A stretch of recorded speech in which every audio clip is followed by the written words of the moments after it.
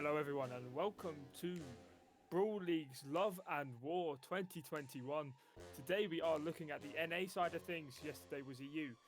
And today I am joined by my friend, the wonderful Ismonster aka Booth. Hello everyone, I am Booth, and we have a couple of exciting matches going on today. First, we have Java against My Static.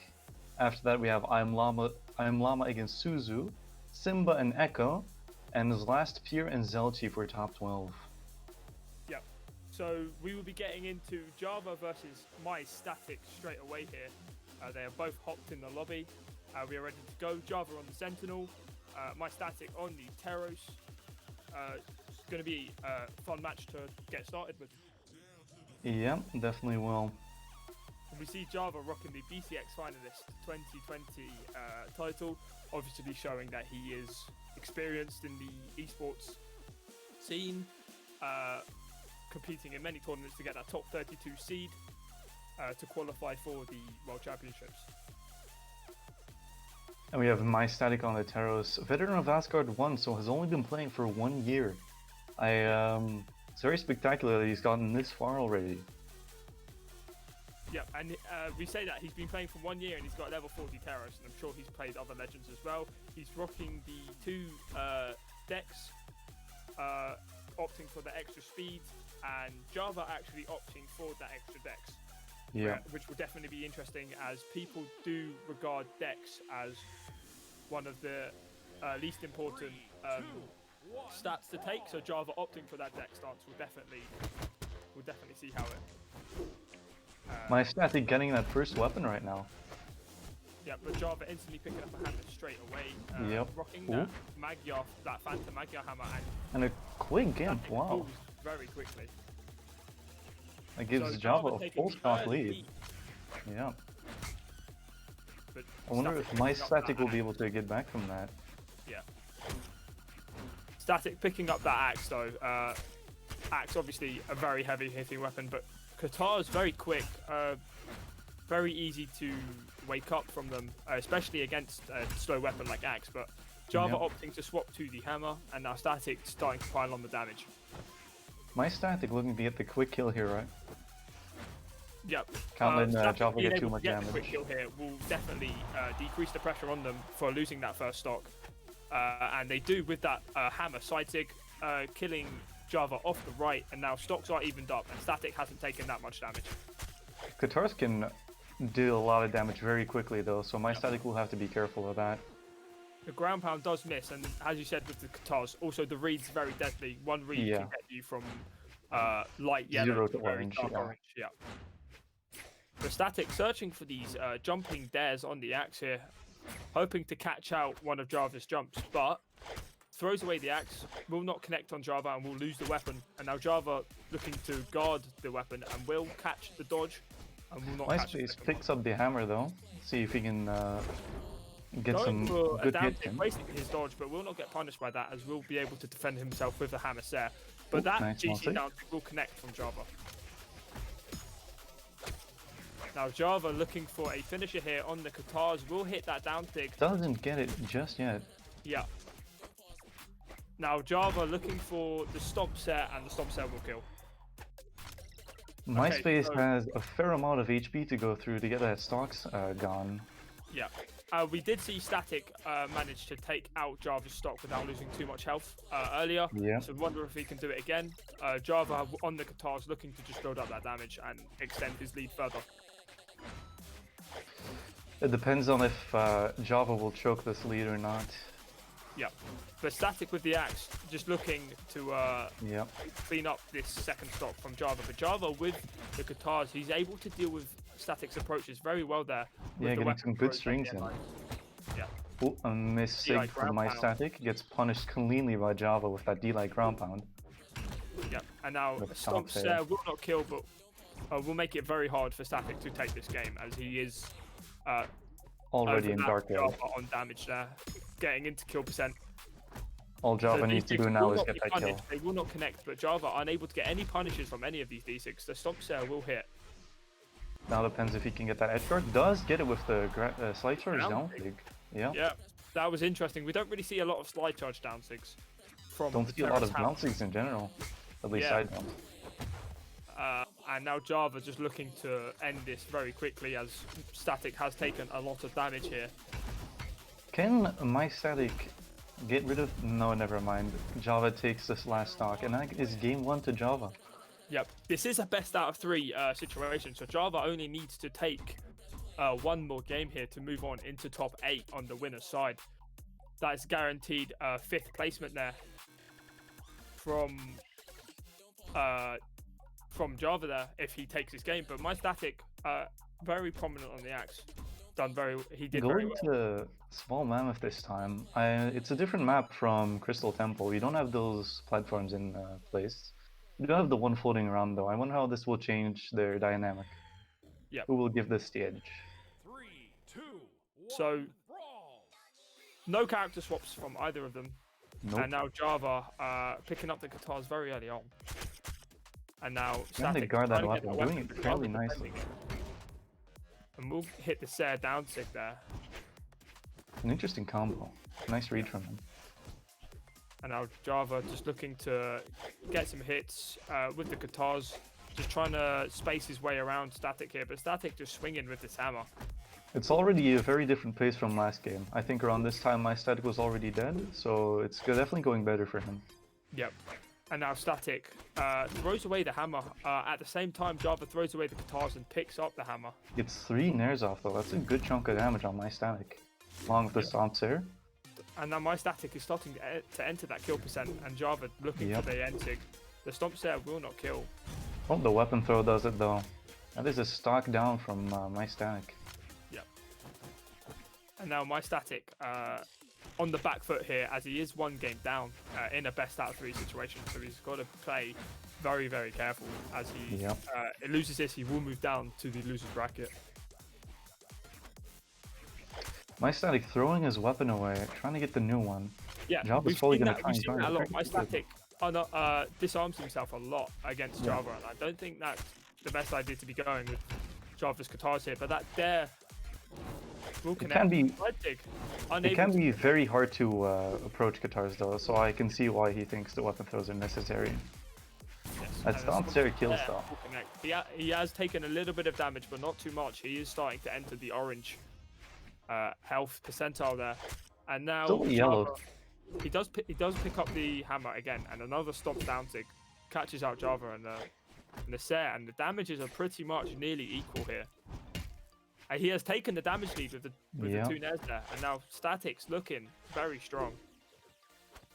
There's a weapon spawn on field, and my Static opts to throw it away and primate axe for next stock, or the next weapon spawn. Gets that side sig successfully. Doesn't kill, but side sig obviously very strong. Yeah, lots of power, lots of force on that. The end sig, that will not kill. Down? Can he make it back? Yes, Static he can. unable to hit that gravity capture down light. But now it's up to Java to turn this around. Gets the successful end sig, a lot of damage on my Static. yeah, but both players starting to enter the kill percent here. Yep. Java does fall to the nair. My Static looking very strong here. He was behind and he's starting to play, and he's in front now. Now it depends on how far he can carry this lead forward. Yeah. Oh.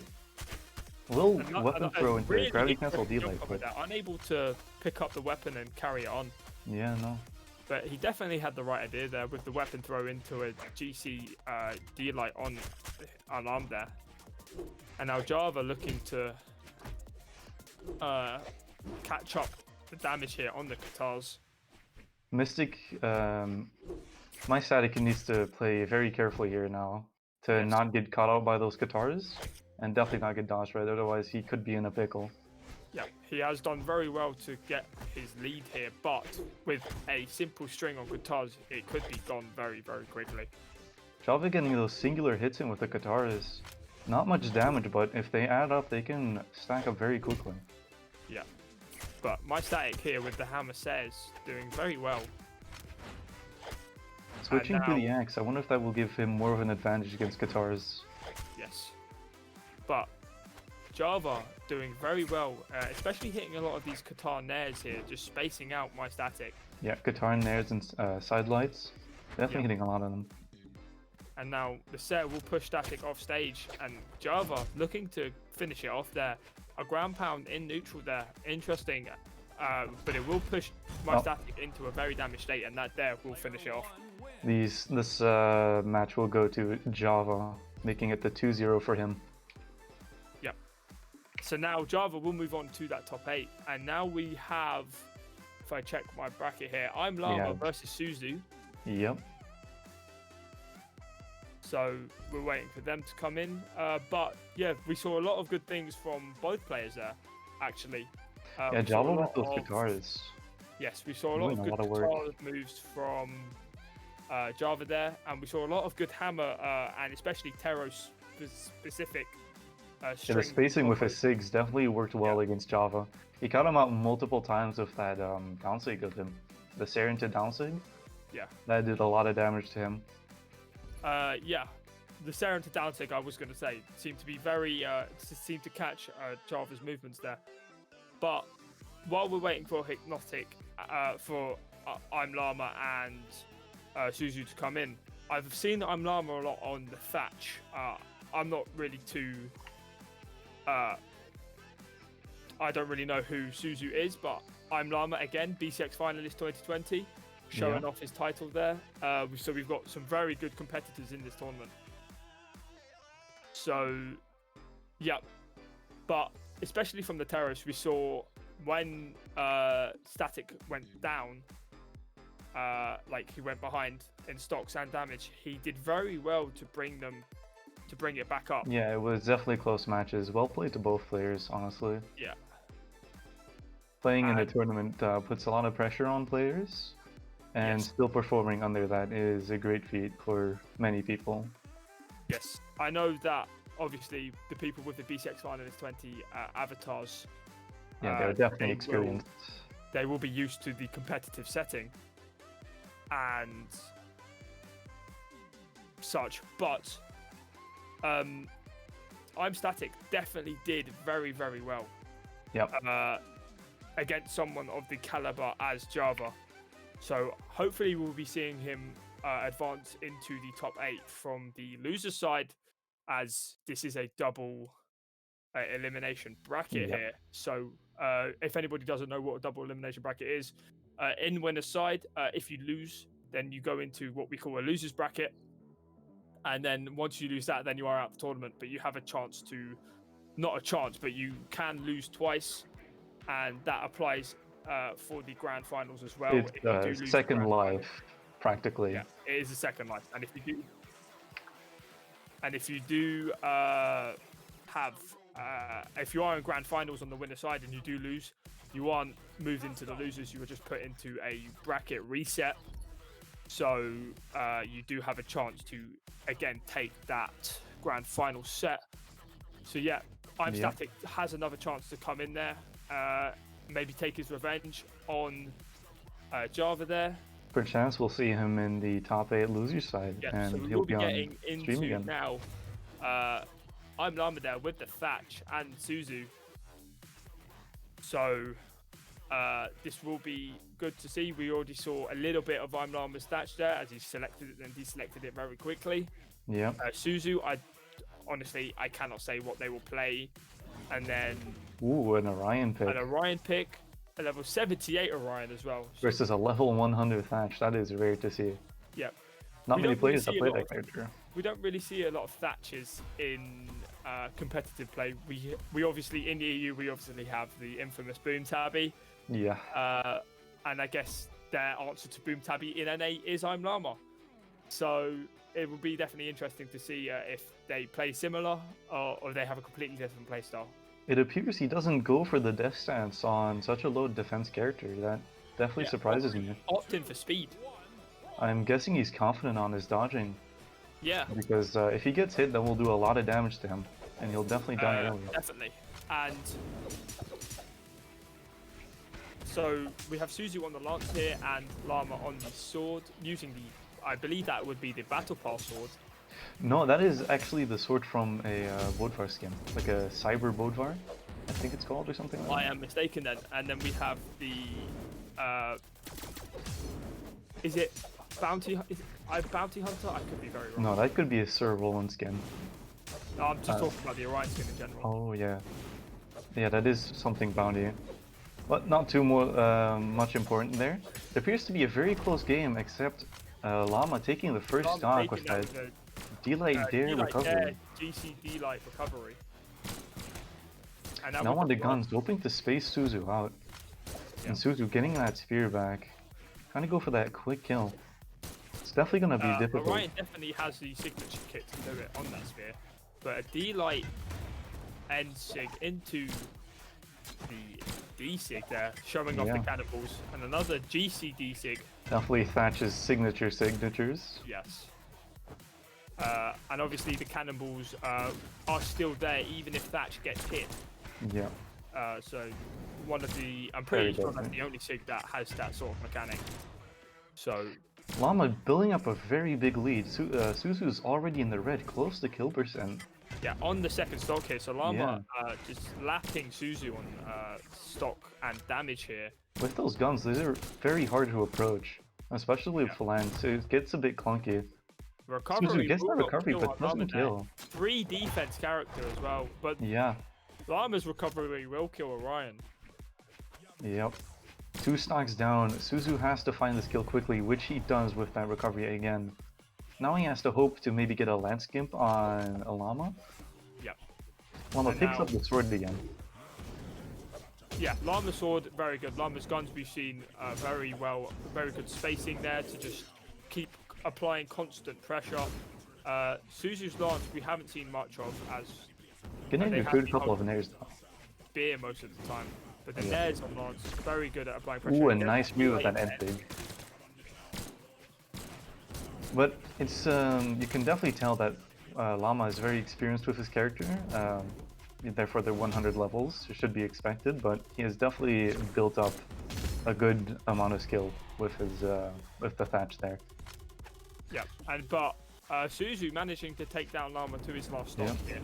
Evening up the stocks very quickly. Suzu only in orange. That's still. Oh wow. But was- he is like that GT true? sidestick there, and a Sare will. That is kill Suzu's death. Suzu. He That can't is get back Suzu's from gone. that. So now we will be seeing it go into a game 2 there. Suzu swapping to the Scarlet and Llama sticking on the Thatch.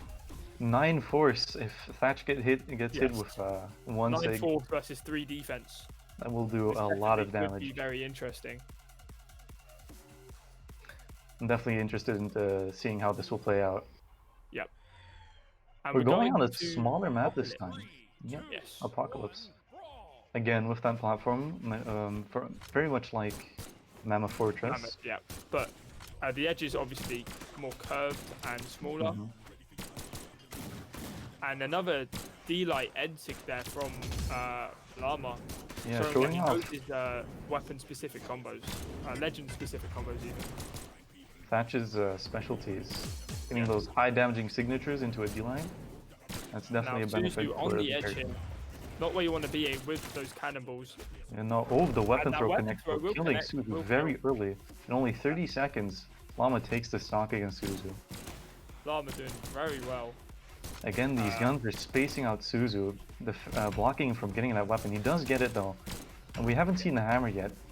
And now Going we've for the seen the hammer with the Russian partial Russian Mafia there. Yeah, it D-Light doesn't into follow up recovery, on that. but nothing more. As they do throw away the hammer and opt to stick on the lance. Suzu definitely is gonna have to try and get this kill very quickly and even up the stocks. Otherwise, it will definitely be looking bad for him. Yes. And now Llama overlapping on stocks and damage again. Yeah, he's spacing Suzu very in well with those red. guns. Suzu looking for the N6 and Llama looking for an N6 of his own, and now a down sig. And the Getting that recovery will recovery pick up and kills. will kill. Llama making good use of the platforms, increasing his threat coverage of that edge. It's really difficult to get around. And that cannot happen all the time as that platform does move about the map. Yeah. But Suzu needs to get this stock here as soon as possible and stop Llama from applying this threat coverage from the blasters here. But Llama's spacing and awareness of what Suzu is going to be doing is Cheeky little Brilliant. ground pound right there. Unarmed. because Llama just seems to know where Suzu will be and what to do, and that recovery is gone. down sig will not connect. I'm sure Llama was looking for it to hang off the edge there, but it does not. Trying to kill now. Suzu is getting Llama killed. looking for the free stock. Llama on 3 looking stock. to retain a little bit of dignity, and Llama takes that 3 stock. A very strong showing from Llama there, putting his foot in the door and entering that top 8 winner's side. Suzu doing his best, but unfortunately going to losers. Yep. Suzu obviously having the opportunity to move on into top 8 from the lower side here. And we will be seeing another BCX finalist 2020. Simba versus Echo, yes. Echo. Yeah, that would be definitely interesting to see.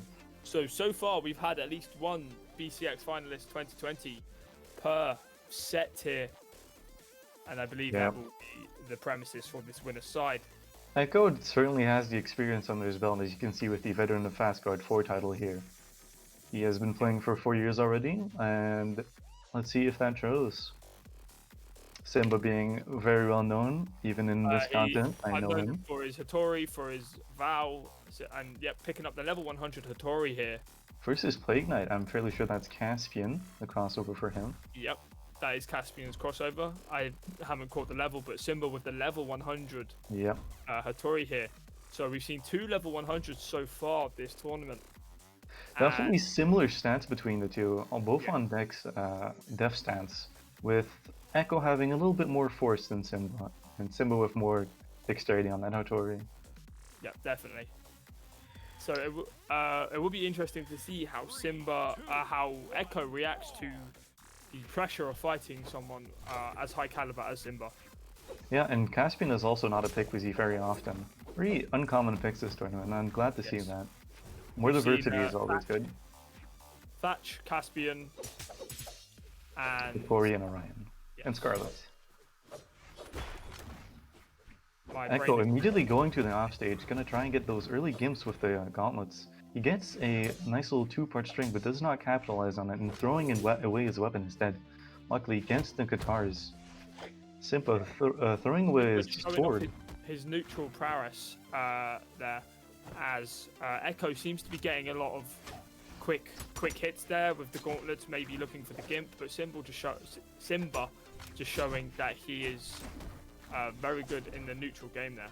Yeah, definitely showing off as an arm prowess. He's not afraid to throw it away and still capitalize on a lot of open opportunities. As well. Yeah. Simba only on the light orange. Yes. Echo has still a long road before him before he can take that stock. Especially with Caspian's sakes, they're fairly slow, so we're gonna have to do a lot of this spacing and reading. I know the Qatar side sig relatively quick and the end sig relatively quick, but apart from that, Caspian's kit isn't really too strong compared to Hattori's kit anyway. Hattori, both spear and sword have been very strong, and now Simba just extending the damage. But Echo looking getting that, trying to get that gravity cancel NSIG, doesn't get it unfortunately for him. Echo is trying to get that side sig, doesn't work out for him as Simba responds with the D-light there, and getting that edge guard as well. And now Simba with a 2-stock lead here, showing that he is in this tournament to take the top spot. But Katars can do a lot of work though, so can gauntlets. That side sig will not kill though, as it was from the other side of the stage.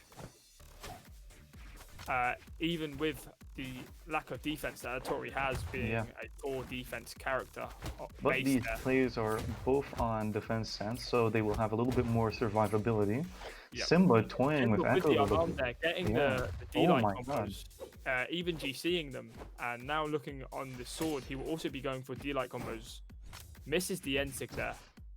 Echo already on red, doesn't know how to respond to Simba's ferocious attacks. Simba just keeps on pounding with the sword. We've already seen 1 3-stock this tournament, and we're looking at the potential for another one here. That NSIG will not connect, and Simba getting the punish. In an edge guard situation right now.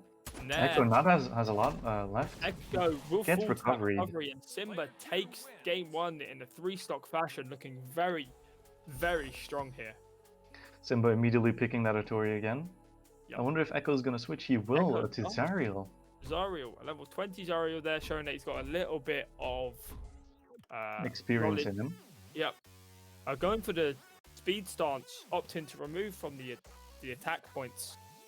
Well, let's see if this change was warranted or not, because he has a tough road with Simba's dominating, dominating experience in that first game. It was a 3-stock. I'm going to the smallest 1v1 map here. They're Maybe going to Brawl Haven. Yep.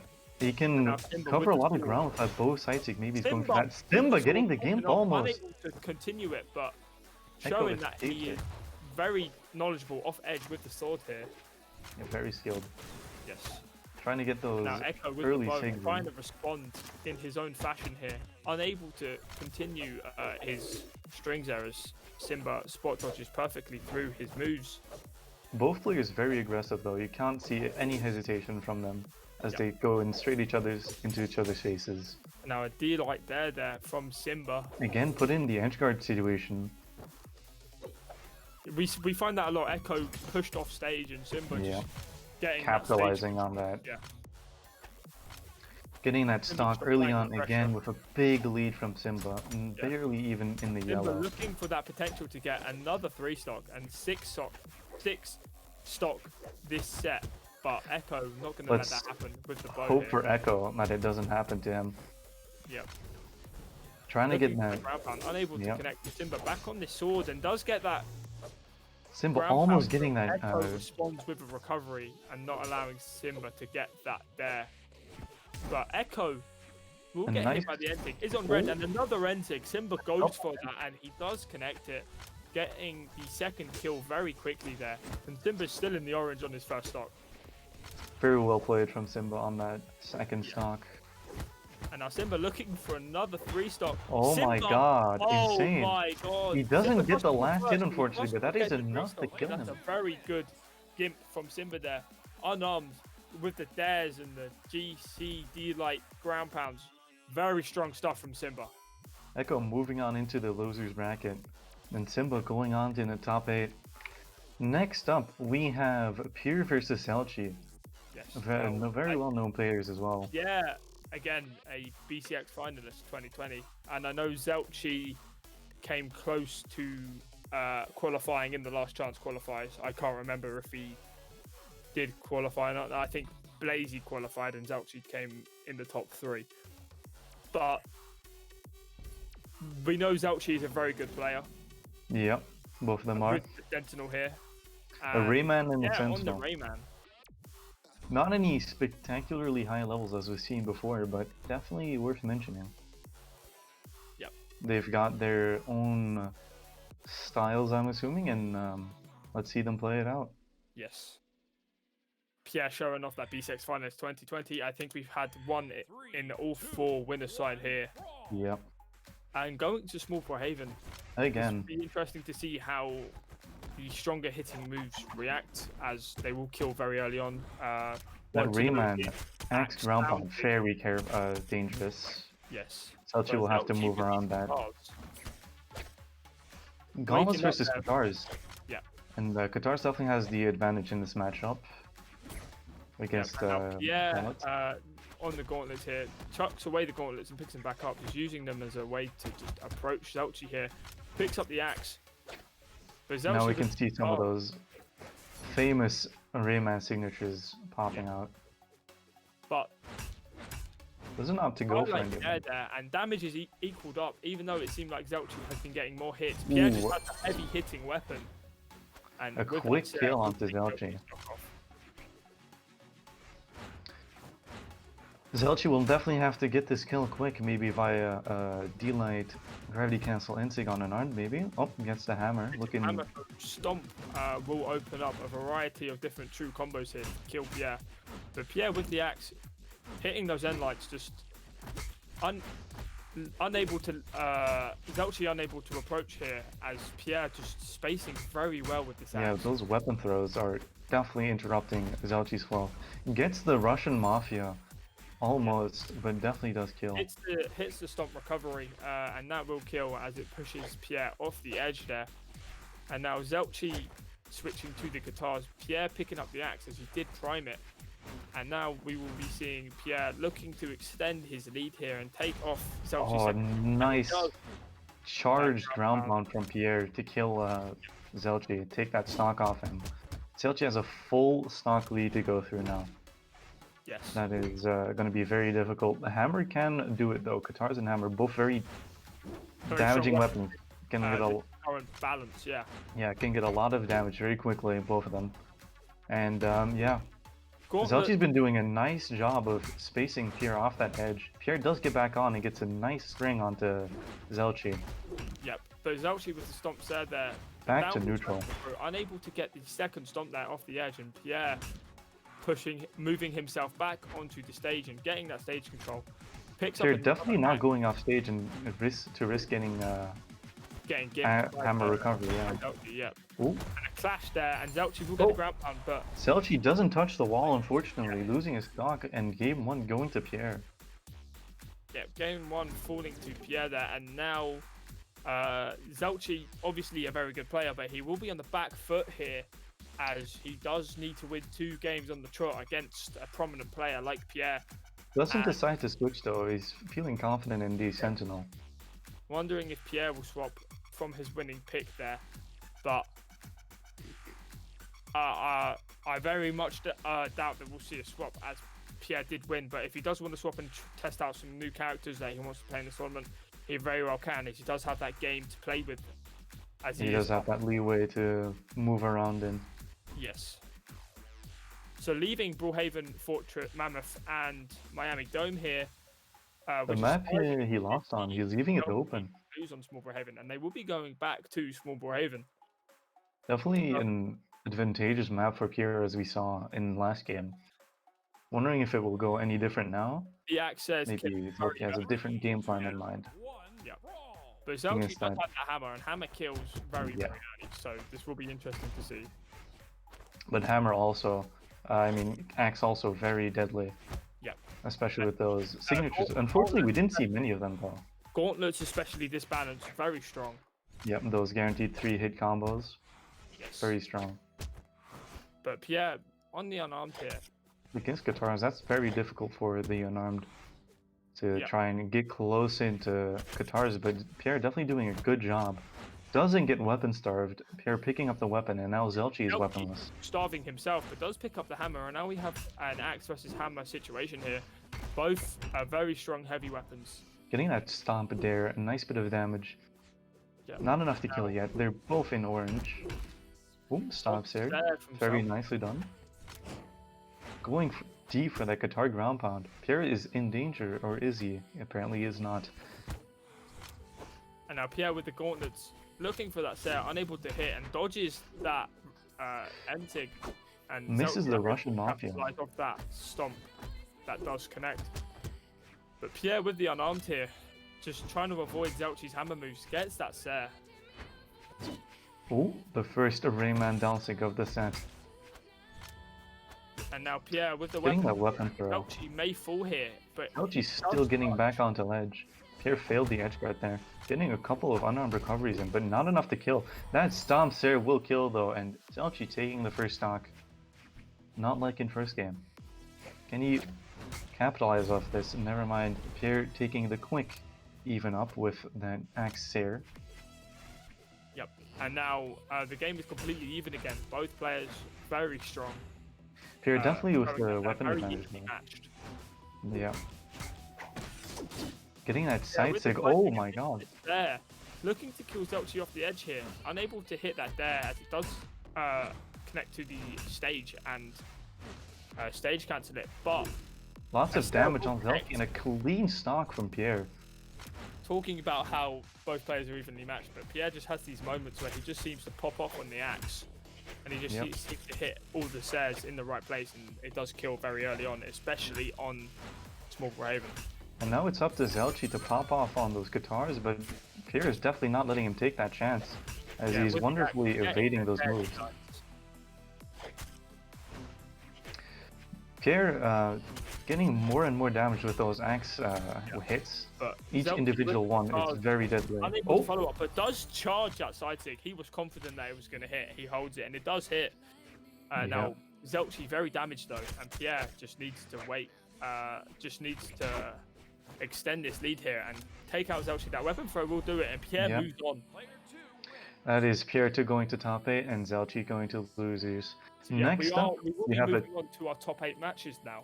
Against it's I'm Lava against Java this time. Yep. So we now have two BCX finalists against each other. So this will be interesting to see how it plays out. In both sets in the winner semi-finals, we have I'm Llama and Java, who are both BCX finalists, and Simba versus Pierre here, who are also both BCX finalists. Our loser top 8 hasn't been decided yet, but I'm very curious at so we have who's gonna currently go there. Echo versus Duke Chabal, and we have Static, who we've seen previously as well, versus, if I can read this correctly, Flumph.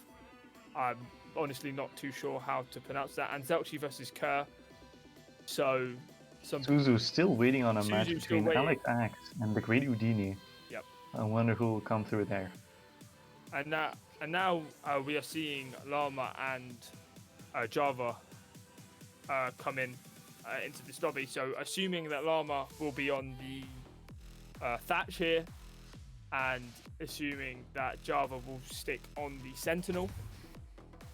Oh, Llama readying up the Lord Vrax, and he's readying up the Caspian as well. Showing off his potential picks. Yep, including his level 100 Thatch. Getting a level 100 character is actually relatively difficult, as the XP that you need goes up exponentially. First, I have a level 95 Sidra currently, and it's taking a while. Yes, because I think when you get to level 70, I think the last 30 levels are half, then are practically the same. Half the experience, and you need to get from level 1 to level 100. Yeah. So the last stretch is very long, but Llama taking it out. We're still waiting on Java. Yep. I wonder where he's at. We'll be coming into this lobby shortly. I think, so we've seen phenomenal guns play from Llama, and we've seen phenomenal guitars play from Java. Yeah.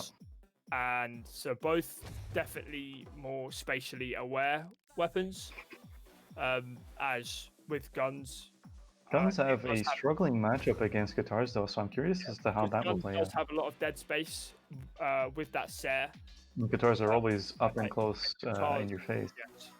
You're definitely correct there. Guitars are very good close range, but guns have a little bit more range than guitars, so we could be seeing that from... As long as Llama can space correctly and keep his distance from those threatening guitars, you will definitely be able to get a good couple of hits in and extend a potential. Yeah.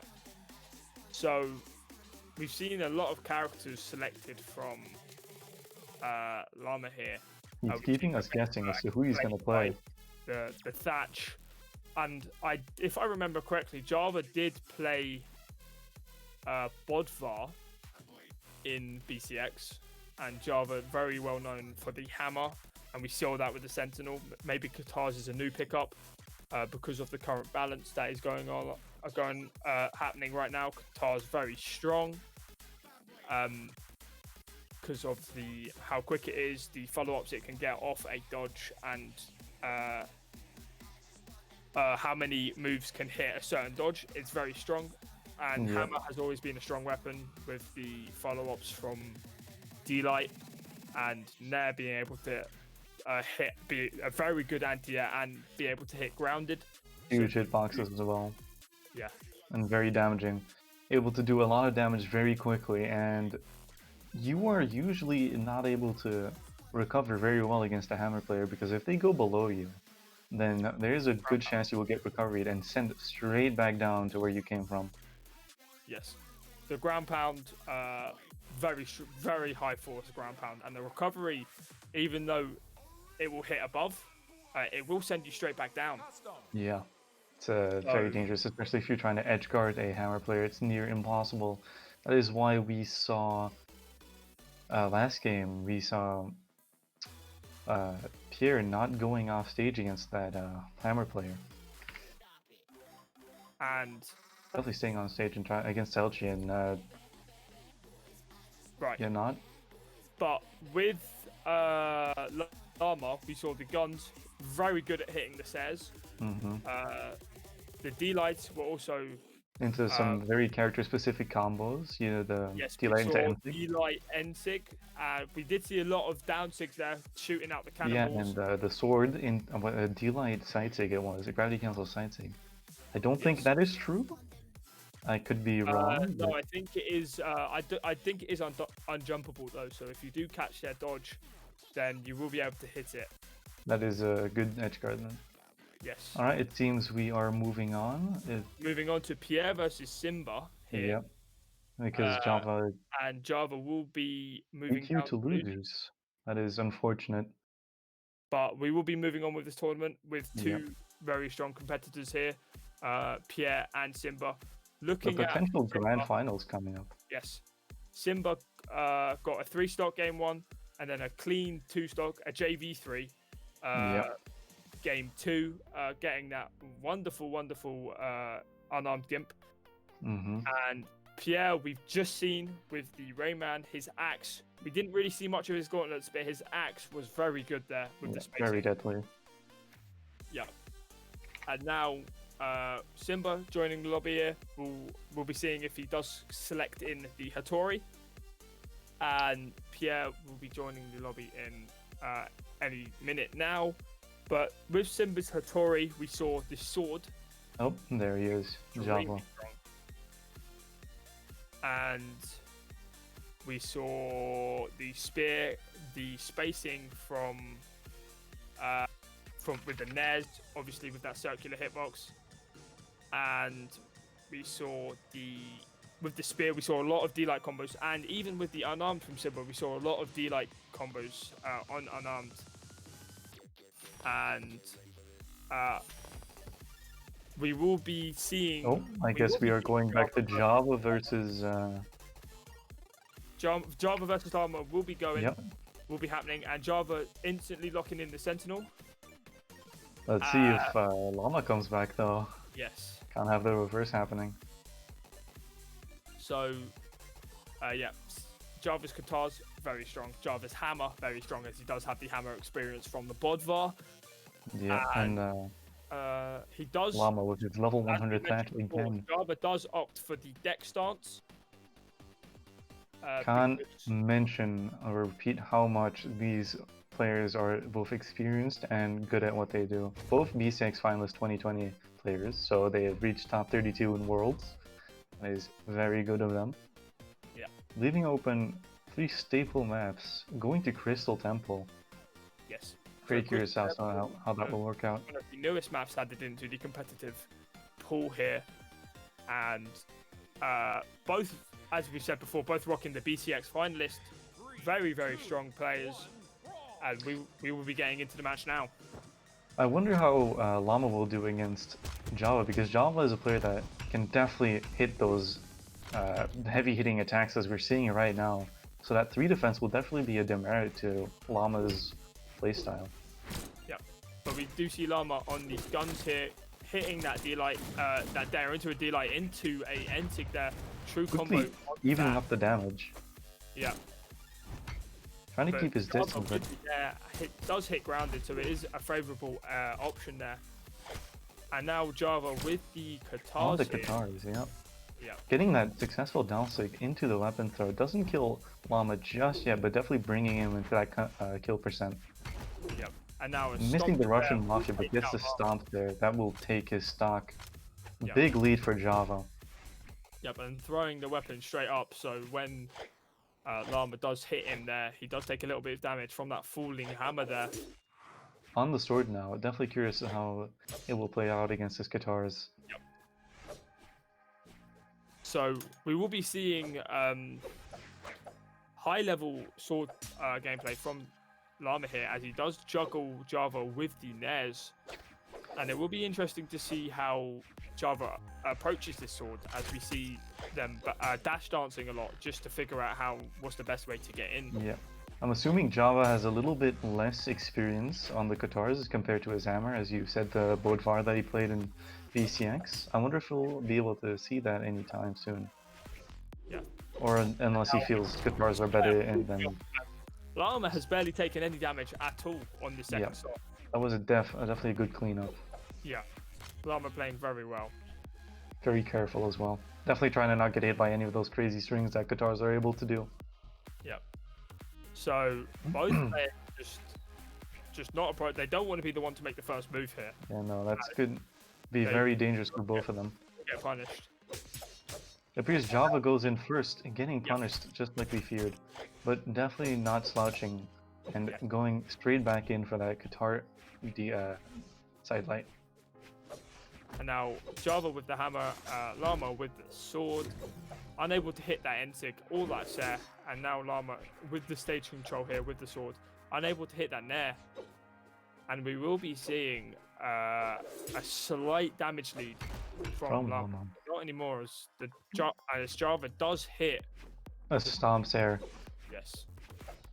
It appears they're jumping around each other, dash dancing a lot, trying to find a mistake in the other's gameplay, and Llama definitely finding that as he gets that side stick. Accidentally disarms himself, but does pick up the blasters here.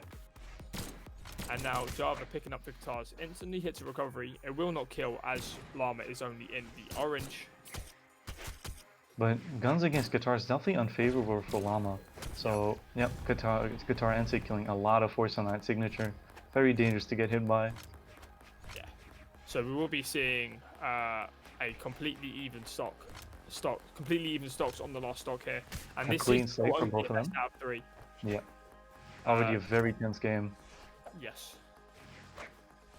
We see Llama on the sword. Llama very, very prominent on the sword here. More than playing sword, more than blasters here. Yep. It appears to definitely be working against Java's guitars though, as he gets another nice string off against Java, putting him straight into the dark yellow. Java with the recoveries though, definitely hitting a lot of them in this game. But a dare Nair from Java's sword here, and another dare unable to hit the following Nair as he tried to do it again. This time the Nair's coming up from Java instead. Gets the side stick. That will be game 1 going to Llama. Very well played. That side stick definitely very strong. High force. Kills very early as they were towards the middle of the map, starting to get into red there. And now we didn't see Java go down a game. Java obviously starting off the game very strong. Java getting a quick stock lead, but Llama being able to just play safe and bring it back. Yeah. Definitely showing that the 3 defense is not an issue for Llama, as he's able to calmly and precisely evade most attacks that Java put out. Hitting him in return with that speed bonus that he's got.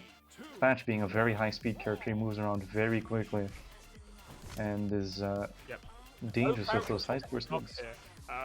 So he is confident on the Sentinel.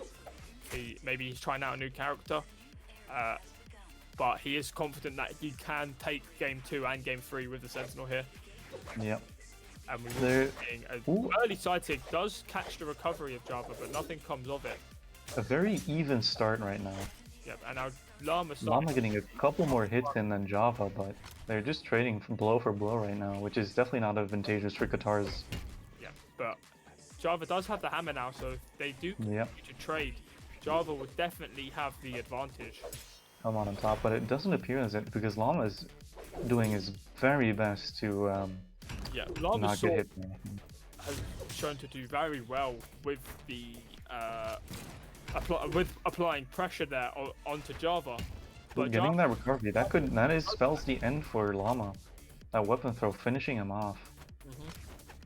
But Java also in the red but we could see a very quick finisher from Llama here, just like last game. Yeah, definitely. But I think to note that even though Llama's gone down here, he was in a worse position last game. Yeah. At the beginning, as Java was in the yellow. Oh, he doesn't go for the recovery, and instead it goes for the gravity cancel N-sig, which gets punished hugely by Java, putting him in the orange. Multiple Katanez. Yeah, making use of the burnt dodge there from the gravity cancel. That's Seer not killing just yet. Misses the ground pound. Java definitely getting a lot of damage on him. Yep. And now This is very different from last game. Looking for a finisher here as Java is very damaged. But Java with a GC stomps there. Punishing his own GCD light. And now the damage is starting to be even, but the only problem is Llama's down an entire stock. Yeah. That that delay gravity cancel NSIG not hitting though, but Llama finally taking that stock, but he's in red. Yes. And the A stop set kills very quickly. Clean stock lead. Yeah. Here we see the 3 defense definitely being worse for wear in Llama's case. Yes. And now Java with the Katars here, instantly going for an end light recovery. Getting a couple good strings in. Yep. A couple good hits. Not wanting to make the first move here, as he knows he will be. If he misses, he will be punished.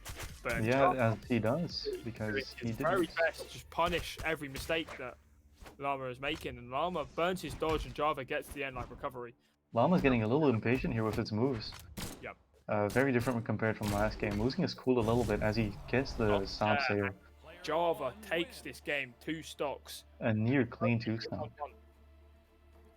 We're going back. First game 3 on stream here, as every other game before top 8 was a 2-0 sweep.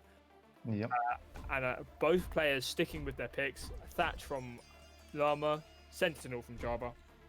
Going back to Crystal Temple, I've seen a lot of Crystal Temple in these NA sets, which I wouldn't expect, considering Crystal Temple is not one of the most liked maps in the pro scene, at least I think. Yep, we can only speak from an EU side of things. Yeah. And now Llama picking up the first weapon. Java instantly finding Katars, picking it up, and we do have... Back into the neutral situation. Llama getting a couple of aerial moves onto Java.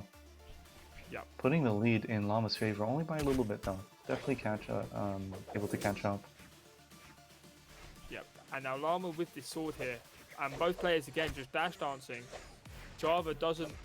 Ooh, a very dangerous situation for both of them. Oh, can Java get the game here with those guitars? Llama does touch the wall there.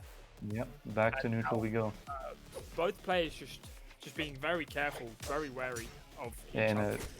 A high stakes match like this, you can't be more careful than... even damage, they're just doing blow for blow here, but a stomp stare from Java. And Llama unable to... Ooh, going for that NSIG, misses it and gets punished. And a ground pound from Java. Yep. Java with the lead here. Exactly like all the games so far, but this time, will Llama be able to catch up by taking that stock? Alias Guitars against guns, so it's not in Llama's favor. I'm assuming he's gonna try and get those... The DC really connects. Java doing very well to dodge away from it there. Yeah. Sidesig unable to connect. Now we see the Katars from Java. Showing up what they're very best in. Coming up from awkward situations to punish and hit your opponent. Yes. And now Llama unable to hit. Llama does switch the sword, gets the D-Light recovery, does not kill yet though. It's a little bit more damage from on Java and that should do the trick. There will connect and will kill. Yeah. Not too much damage taken on Llama's side. Definitely... Yes. Llama doing very well there. Definitely going to be a close game, I think. Yep. The first game was definitely very close. The second game more of Java's favour, so maybe we'll see the third game being in Llama's favour, but at the moment it is an extremely close match. We can't make any predictions yet. Llama is getting a good couple of hits in. Fails to punish that D-Sig though. I thought you could have. It was very well placed from Java. Yes. Fighting the hammer off stage, very daring from him. Yep. Getting the side stick, very nice. Very strong signature. And the Sair does kill Llama though. Sair. Putting Java in the lead again. Yep. Now it depends on how fast... The game is incredibly close. Yep. Now it all depends on how fast Llama can close out the stock and how long Java can extend the stock. Yeah, exactly. But the burn dodges from Llama on these gravity cancels aren't doing him any favors. No. Java hits that NSIG there on the Katars and now has that hammer. The Hits the Dalsig set. into Ensig was really good. Yeah, Another hammer Ensig into the stop there, and a clean stock from Java. Yep. Taking this game, taking this set 2-0. Making this very prominently as there was a 2-stock game 2 and then a 2-stock game 3. Yeah. And the game that Llama won, it was very, very close. Sorry, was slipping from my tongue there. And now we will be seeing Simba versus Pierre. Yeah. Definitely curious to see how this will pan out. On the Hattori, as he did lock in the Hattori last time, and Pierre on the Rayman. Both very well-known players. Yeah, just waiting for Pierre to hop in the lobby here, but checking on the top 8 situation, we do see Echo falling to Guichabo. That's right. If you say that right. Guichabo. Guichabo? Zelchi moving on from Kerr, as Kerr did DQ, and Static 2-0ing his opponent. Suzu and their opponent. Suzu getting 2 games off Udini, so also 2-0'd, and Suzu going up to top 8. Yeah, so we will be seeing 3 of the previous people on stream move on. Echo being the only one that is unfortunately knocked out before top 8 here. Yeah, we're gonna be Zelchi versus Guichabo and My Static versus Echo. Yes. There you go, Pure joining the lobby. My Static will be versus Suzu. Yeah, oh, Suzu, whoops. Pierre's in the lobby, and we'll be seeing the character selects from them very shortly. But yeah, Pierre knocking down, if I can, knocking down the great Udini here, who did come 9th, falling to Suzu and losers. Java, we saw beat Static. Static has made it into top 8 losers.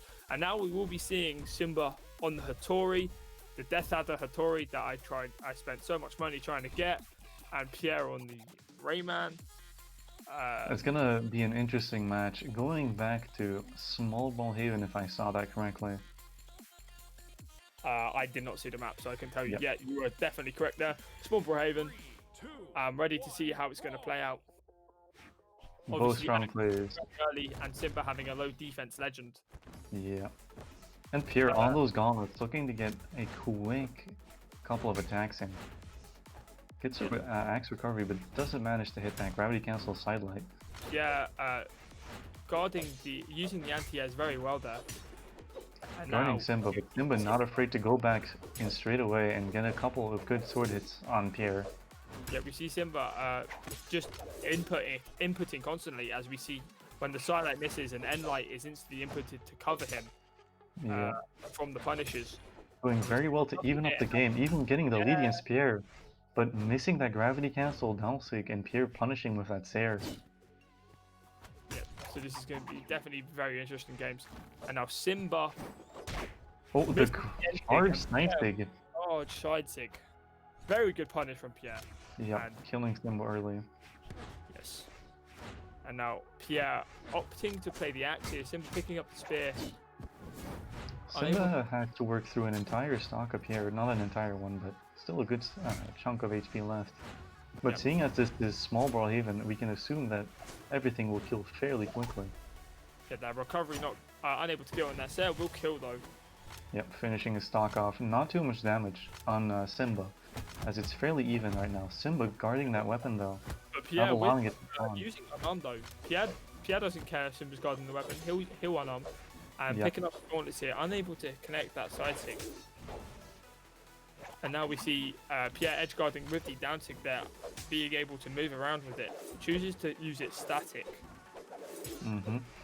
Now we have a couple of changes between them. Not too many moves hitting, but definitely very close to each other. Yeah. Dodging and weaving between each other. Ooh, Simba getting a good ground pound into that snuff recovery. Turning it around completely. Killing Pierre very early. He got greedy for that kill against Simba and got punished hard for it. And now Pierre definitely has to get this stock quickly, otherwise Simba will be able to. That D-Sig will not even make it off stage. No. I don't know if he was trying to bait with that or what, but we see Pierre. A little bait and switch. Yes. Picking up the gauntlets, unable to hit the side stick, and now Simba with the stage control. Definitely not allowing Pierre to do any cheeky little moves on him. Being very careful, getting a good dodge read into a couple of hits. Sidelight there. Recovery there, and now we see Pierre with the stage control. Yeah, Pierre already in orange. Definitely not too good for him. Kill.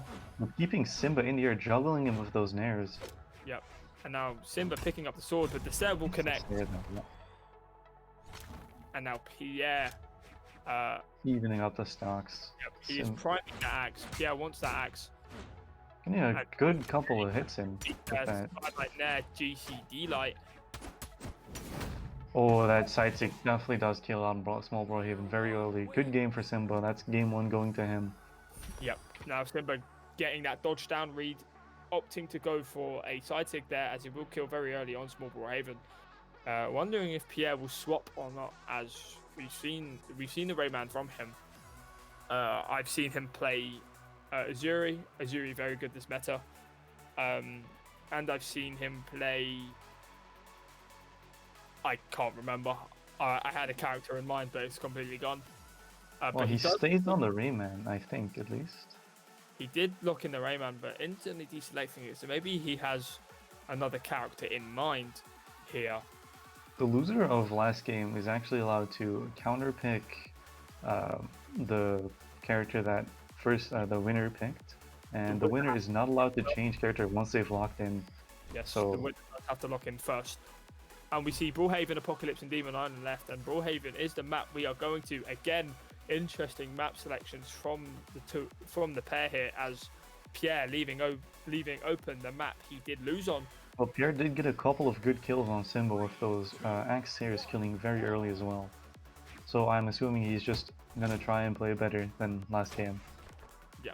Simba getting that first weapon though, trying to guard Pierre from the weapon. But as we've seen from Pierre, Pierre is really good with that unarmed. Getting the DC actually. Yeah. A good couple of hits in. The last couple of frames of that DC will connect, and now Pierre has the slight. Simba on the sword again. I doubt Pierre will go off stage again against Simba on that sword because he did get gimped once against him. Simba losing the sword against Gauntlets off stage, very dangerous, but Simba getting the double D to go for a nair instead of the Sair there. Could have got recovery, but does go for the nair and gets that ground pound. Very dangerous for Pierre here. Yeah, he could be getting headshotted here. Does push Pierre off edge again, and Simba taking a very early KO with that sword there. And now we see weapon throwing Pierre further. Yeah, we see Simba priming the sword for him, as he seems to be more confident on the sword. And as I say that, he throws the sword away, does lose it, does disarm itself, and is now on the edge. Against Pierre, spamming a lot of moves, trying to get a couple of baits in, but Simba definitely doesn't fall for them as he gets a nice unarmed string onto Pierre, doing a nice chunk of damage. Points directly on Simba there, and now Simba with the sword. Unable to capitalize on Pierre falling off the edge there, and now Pierre with the gauntlets and Simba disarming himself yet again. But he does seem confident on the unarmed here. These players are definitely not conservative with their weapon throws and will not hesitate to use them. Simba does fall, and we will be seeing an axe from Pierre. Yep. And now Pierre just playing around the weapon, but Simba picking instantly Ensig. The last couple of frames from that Ensig hitting Pierre doesn't make it back, is enough to kill, and Simba has a full stock lead now. Simba practically white. Looking to move on into top 3 here. Fight Java in which will be a best out of 5, so we'll be seeing a lot more of them. Yep. That is, of course, if Simba can take this, as Pierre can definitely still take this. Yeah, you can turn this around. It's Small Brawl Haven, so anything can happen, really. Yes. A well-placed ground pound or down stick from Pierre could end Simba's stock very quickly. Yep. Pierre getting the damage in there, and that Sair will kill, and the damage is pretty much all even. So. And that is the advantage from picking Small Brawl Haven. If you go down a stock against your opponent, you are able to get back very quickly. Yep. As it doesn't take much to kill on this map. So Simba with the sword. That Here gets that D-Sig, the first one that hit this entire tournament, at least as we've seen on stream. Yep. And now both players pretty much even damage. Simba slightly more, but Simba has the heavy, quick sword. Pierre, a slower weapon, but definitely a heavy hitting weapon. A Sair from that distance would definitely kill Simba on this health, so he has to be very careful off stage. Trying to go for the side stick but misses. Pierre very carefully and patiently, dodging every single one of Pierre's moves. I meant Simba, sorry. Yep, and a recovery hitting Pierre there, and a D-Light Sair won't kill, the weapon throw will miss, and now Simba looking for confirmation, and will hit there on Spear. Unfortunately, the gravity cancel Ensig was not the play for Pierre. Yep, he did need that to get back on stage, but easily punishable from Simba. And now Simba moves on to our top 3, and he will be fighting Java. And our top 8 is done. Our top 8 is made. We have Zelchi versus Gichibao. We have Suzu versus My Static. And the winner of the Zelchi set will go against I'm Llama, and the winner of the Suzu My Static set will go against Pierre. Yeah, yes. So we will be seeing losers. Gichibao versus Zelchi first. Gichibao, yeah. Gichibao hopping into the lobby here. I haven't heard much about Gichibao. I haven't really heard anything about Gichibao. Nope, he's a first for me as well. He has the standard stream watcher title on, so we can't gather much information out of that. Yep. But he is against Zelchi, who we have seen on stream. Yep. Playing the Sentinel. Zelchi definitely a very good player in the NA side of things. Now we're just waiting on him to hop in. There he is. He is, yep, rocking his OG Method of Orion title. And taking the Sentinel almost immediately, asserting his dominance as a guaranteed Sentinel player. Not afraid to show what he's got. Yep. Wondering what legend Gichibao will select here, as I haven't really heard much of it. Well, Lin Fei, I like this. Hey, the first canon we have seen.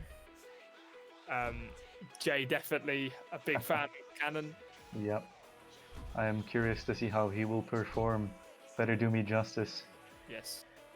Opting to go for the deck stance here, going for 9 decks. Very fast indeed. Not much force or defense. How do you feel about the 9 decks in the Lin Fei? It definitely does make the cannon feel faster. I don't have much experience on Lin Fei, so I can't tell you exactly what it changes about Cannon's kit. Yeah. But I can tell you definitely that it does not need too much force to kill with those cannon gimps. Especially now that Sidelight has been changed back to its original state in not being jumpable. Okay, but Zelchi here with the hammer, doing good work off stage there. Gichibao missing that D-Light ground pound, unfortunately for him. Gets the gravity cancel D-Light recovery though. Showing off a non-prowess a little bit. Now we have a Guitars versus Guitars fight. A mirror is always interesting to watch. Unable to hit that second there. Maybe if he opted for a Sair. A good weapon throw interrupting Zelchi's sidelight.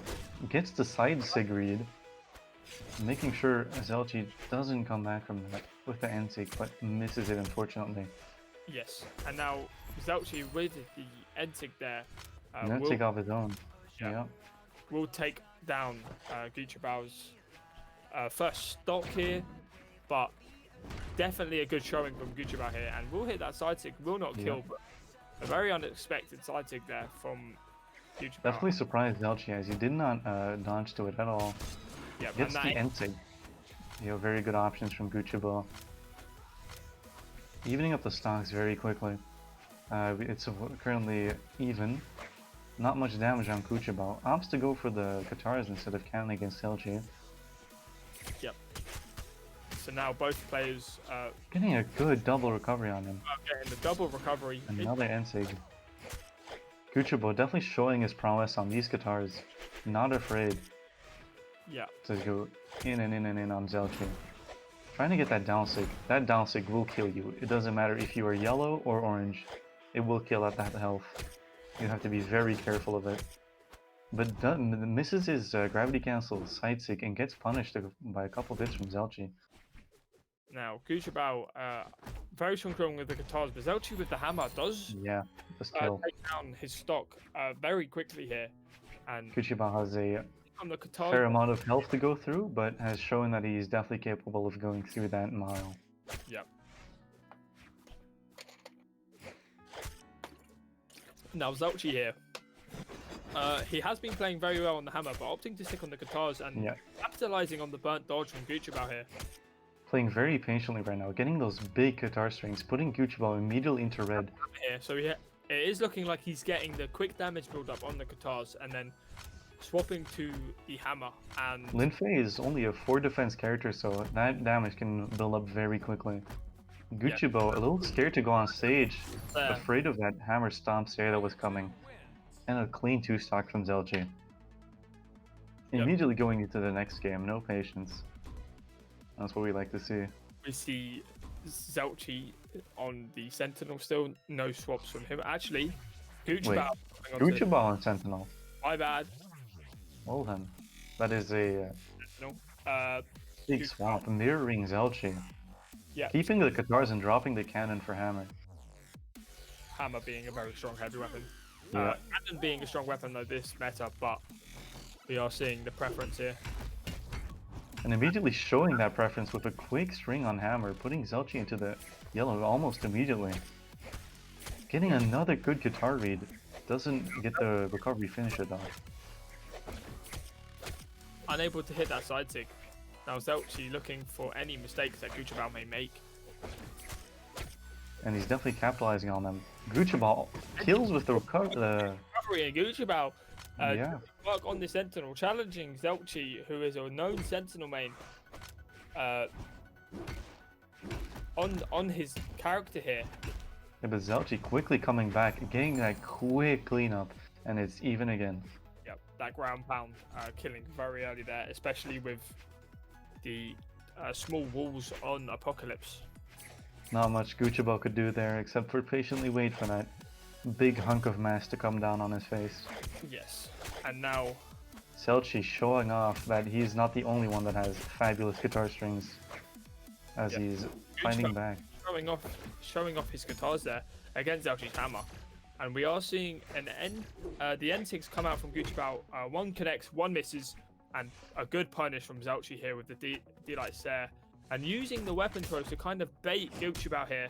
Ooh, a good ground pound from Gucciabao. The small walls, Zelchi unable to make it back. The 3D corners, ruining his chances of ever coming back. False hope for Zelchi.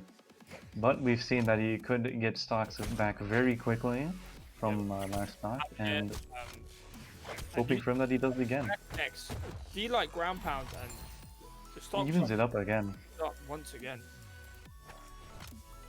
This has been an excellent showing from Gucciabao, who has been down, who is down a game, so he is playing to stay in this tournament here. Yep. And now a burnt dodge from Gucciabao means that Zelchi will get a nice quick punish there. We are back in the same situation with Gucciabao on the wall and Zelchi patiently waiting for him to come up and make a mistake. Gucciabao continuing on the hammer there, gets those exclamation marks, and is forced to come up. Doesn't capitalize off of that downlight he hit though. Well, it was a very difficult position for him. Gucciabao very strong on the guitars, unable to pick out his dodge, and Zelchi opting to go for a nair instead of dodging. Well, gets a good read with the N-Sig though, doesn't hit the second one. But even it up right now, it's a close game from the two. Definitely not like last game.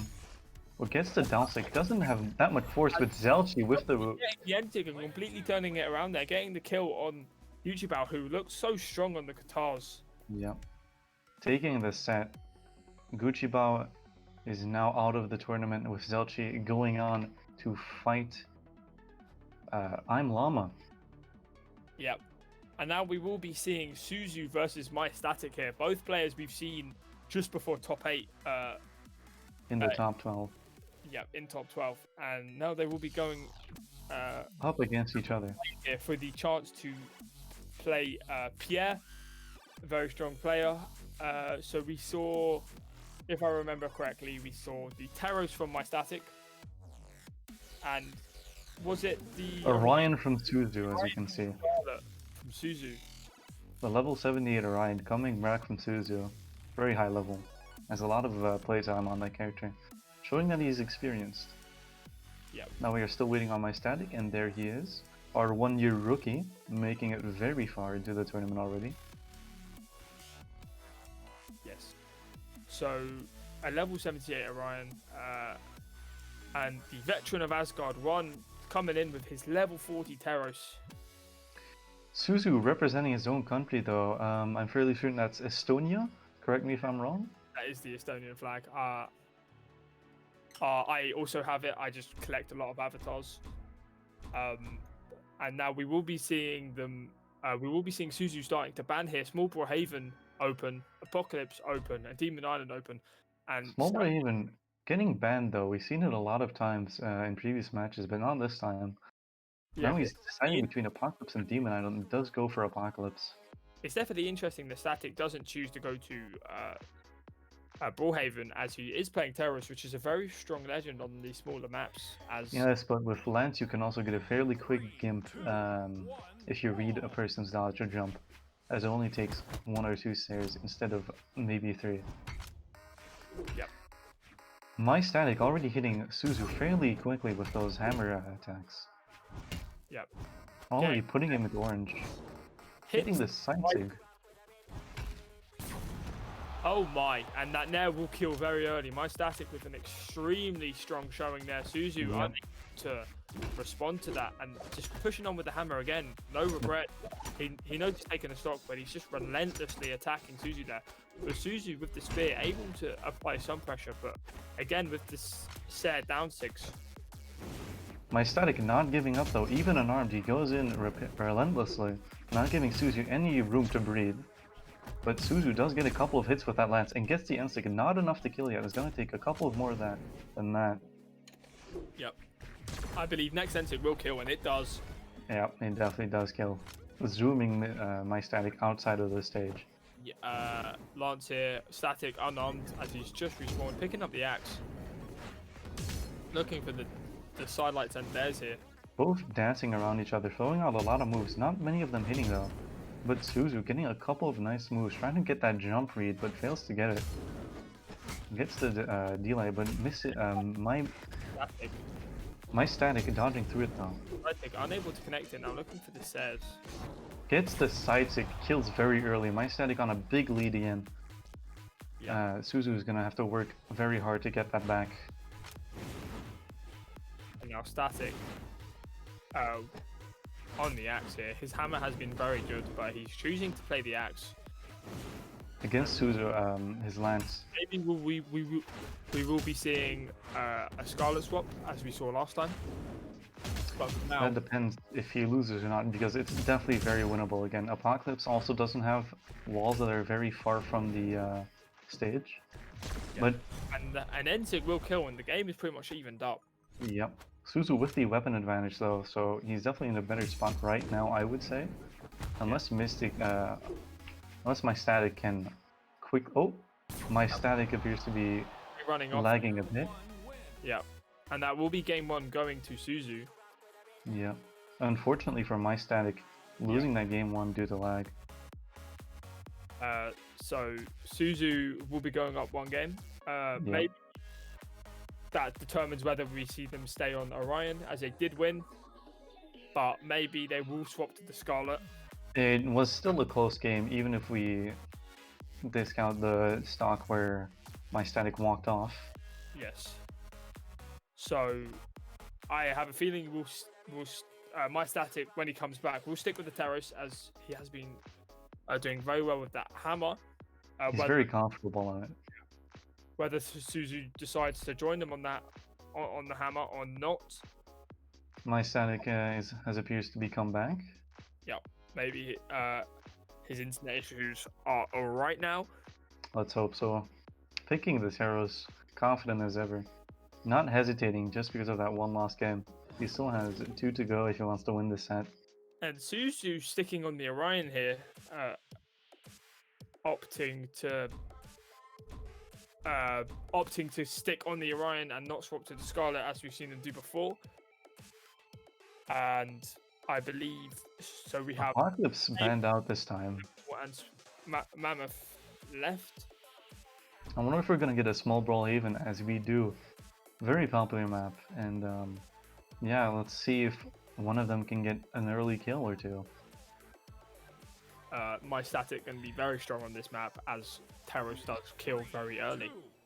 However, it is a double-edged sword. If you pick small Brawl Haven, you can kill early, but you can also get killed early, and I think every legend and character definitely has that potential to dish out a good couple of moves and kill early.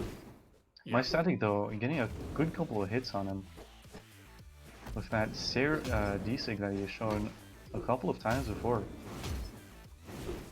And now Suzu with the Lance, but that side sig nearly killing on that damage. Getting a second side sig. Yeah, that side sig killing very early, very strong, especially on this map. Yeah, that is the advantage that Teros definitely has over the other legends here, with his very high force signatures. Yep. And now Suzu with the spear, my static with the axe here, and just extending his lead here. Suzu getting that side sig successfully though, but doesn't appear to capitalize too much off of that. Baits him with the down sig into a my static trying to get the unarmed gimp on Suzu, doesn't get it though, misses the gravity cancel D-light, gets the stomps here though, taking out Suzu's stock. My static now has a 2-stock lead on Suzu. Suzu definitely has to try and get back. With the spear, going for that down kick, but my static with the down kick of his own, and now he's looking just a little bit too slow. My static showing that first game was a fluke and that he's not afraid of Suzu at all. Getting the 3-stock. Getting a 3-stock, making it 1-1. Those side sig really doing work on Suzu, and Suzu switching to Princess Bubblegum, which is the crossover skin for Ada. For Vrax. For Vrax, I mean, my bad. Yep. And this is a pick we haven't seen yet. From Suzu. Definitely has the signature potential though. Very, opting for the force stance. Yep. And we will be going to Miami Dome. The best soundtrack in the game. Yep. So using these platforms, it will be very interesting to see, and obviously you can't go underneath the map as there is a barrier in the way. And it is now 1-1 between the two of them. Will my static be able to show a dominating performance as he did in game 2? It appears like he is getting a near perfect stock on Suzu, only getting hit once. Killing extremely early. Suzu has that blaster. Let's see how he performs on those. Against my static's hammer, it is still doing lots of work, doing a lot of damage on Suzu. Currently they're dancing a lot across each other, not hitting too many moves. Now Suzu with the blasters here. My static getting another good sidelight Sarah on him. For another side tick, as it does kill very early, as we've seen time and time again, but gets the end sig. Getting the end sig into the Sarah. That is another stock from Suzu. Is he going to get another 3-stock? Let's hope not for Suzu. That is the question. Just looking to solidify his place in the top 5. Suzu definitely has those very quick signatures that can kill very early though. Yep, definitely. And we see my static with the axe there. Throws it away. Goes Suzu dodging through it. And now my static. Suzu doing his best to not get hit by my static. But my static not getting that stomp Sarah as Suzu was a little too low on HP. Silo will not connect as it did get nerfed to have a couple dodge frames in there. Not getting 3 stocks as Suzu gets that gravity cancel and sig on Drax's lance. Yep. But Mystic still very high up with a clean stock lead on Suzu. Yeah. The defense that Suzu can get a good couple of gimps in here. Trying to predict those jumps, and he does not jump, but my static unable to hit that side tick. And now we will be seeing Really good lance hits from Suzu here. Suzu playing really aggressive, but they are down a complete stock. And that will take it. Barely even red. Taro showing off his gargantuan power again. My Static will be moving on into the losers quarterfinal to fight Pierre, which will be a very interesting match. But we will be seeing I'm Llama versus Zelchi here, two very strong players. Yep. And then we will be seeing Pierre versus My Static, who has just won here. So looking at the bracket, we see Llama hopping in there. Looking at the bracket and Zelchi hopping in there. Just looking to see who they both have fought in the bracket. Another Guitars versus Gun matchup with Sentinel, with Zelchi on the Sentinel and Llama on the Thatch. I'm assuming at least. Yep, there he is. See any notable names here? I'm Llama beating Betty my Atomic Dog, who I somewhat recognize name-wise. And now the typical legend selects from both players here. We have the Thatch level 100 and we have the Sentinel that we've seen from Zelchi all tournament. And this will definitely be interesting. We've seen a lot of Brawl Havens, we've seen a lot of Apocalypse, and we've seen a lot of Crystal Temple. So not many other maps except for Mammoth, one or two times. But other than that, we haven't seen much of the big platform maps like Enigma and Great Hall. Yeah. So Llama always picking these maps though. Enigma and Great Hall actually two of the maps that are left open. Yeah. Thatch does benefit greatly from having big open platforms to stand on to have his cannonballs go through. And Crystal Temple is the map selected here as it is one of the most popular maps this tournament. The least, the map with the least amount of platforms that Llama left open. Yeah. Zelchi does get that first weapon, the hammer. And I was actually with instantly picking up the guitars there. Doesn't want to let Llama get a weapon. And Llama does anyway with the sword that he's shown very good prowess with, but one bird dodge from Llama, and Zelchi just and Zelchi with the Entig, and the Entig does connect. That 3 defense really hurting Llama there. Yeah, and Llama falls extremely early, and now Zelchi with the guitars is looking to do so much more work. But Llama is definitely shown against Java that he can come back from these situations. Yeah. With his phenomenal swordplay and his good and his guns. But he is there we go, the first recovery from Llama here. Both players super strong, just getting super quick kills. This is definitely going to be a fun match to watch. Yeah. And now we see a little bit aware of each other, not willing to approach too much, just throwing out some feelers, a couple of moves against each other. Sidelight will connect, and D-Light there from trading moves, which is definitely not in Llama's favor currently. Gets past the edge guard from Zelchi, picking up the guns. Side Sig to just hop back on stage, but we'll get punished by Llama's blasters here. Llama's blasters will definitely make good work of Zelchi, but unfortunately gets hit by that Sair, killing him. The Sair will kill from Zelchi here, but Llama not too far behind. Yep, Llama can definitely still get back very quickly if he hits another one of those downlight combos that he does very well. It's downlight there, recovery, but the recovery drops and a D-Light recovery from Does get the second one though, and does kill. Completely even here. Clean stocks, freshly out of the oven. Yeah. And now Zelchi with the hammer here hits a couple hits a stomp sidelight there, but Llama with the sword there hitting more moves, but Zelchi with the heavier hitting weapon. As long as they keep trading moves, it will go into Zelchi's favor, and Llama definitely has to do a lot more than Zelchi to get this damage up. Zelchi showing off what Hammer does best, those big stomp Sair hits, feeling very powerful into the side stick, killing it early red, giving Zelchi game 1.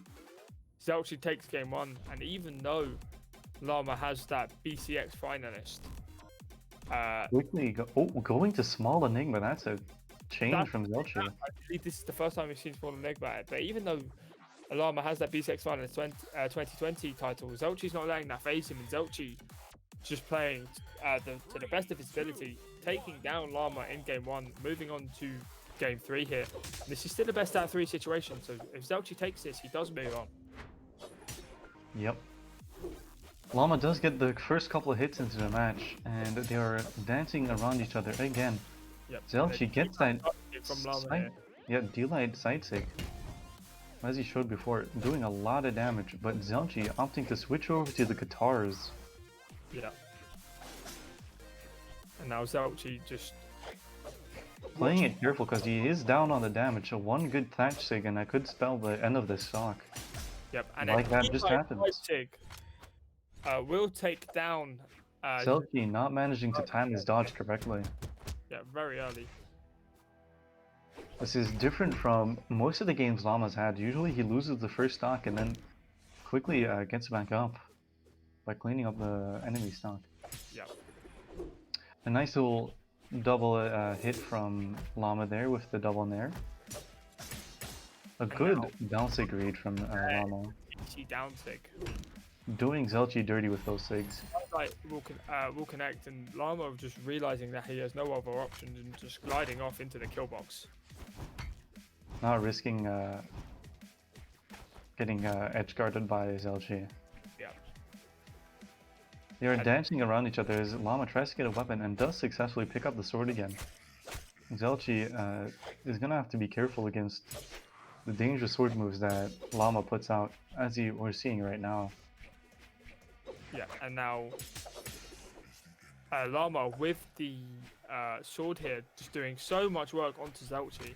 Yeah, the top platform of Enigma very dangerous to be on, because if you get hit by a move that hits you upwards, you are likely to get killed very early. But Llama from Llama will take the kill here. Zelchi onto his last stock, but Zelchi does have that game 1 in hand. So even if this game doesn't go exactly in the way Zelchi wants, he has a chance to cover that up, like you said. And Llama doing a lot of work with those signatures, but Zelchi gets the edge guard. Llama not making it back from that. Llama, and he could, if he does manage to replicate that, he will take the dub here. Yeah, another clean game from Zelchi would give Zelchi the set. But it all depends on if Llama is willing to allow that, and it definitely doesn't seem that way, because he is hitting them with a good couple of sword stings. Will kill. An extremely strong showing from Llama there. No hesitation on going straight back to Thatch. Both of them staying strong and true to their legends. Whopping legend. Now we have Enigma instantly banned. Immediately banned. Zelchi showing his disdain towards platform maps. Yep. Leaving open Miami Dome though, which I feel... Nope, we're going to Mammoth Fortress. Yeah. So Miami Dome was left open as the only platform map, but the platforms are slightly higher. They are higher and very close to the edge, so it's fairly difficult for Llama to capitalize with his downsig on guns, which I feel like he was aiming for that with his map bans earlier. However, Mammoth does have that moving platform, which could prove deadly for Zelchi and useful for Llama. Yep, definitely. And now we see Zelchi with the hammer here, and Llama getting some quick sword hits. And now we're back to neutral. Zelchi on his hammer, trying to even back up the damage, but Llama not allowing it. On those downsigs, like we said, with that platform, trying to get a cheeky little hit off. Now both players just getting a feel of each other there. Zelchi in the red, but Llama soon to join them. He is dark orange with a 3 defense character. Yep. Guitar versus guns, definitely not favorable for guns, as we've seen many times before.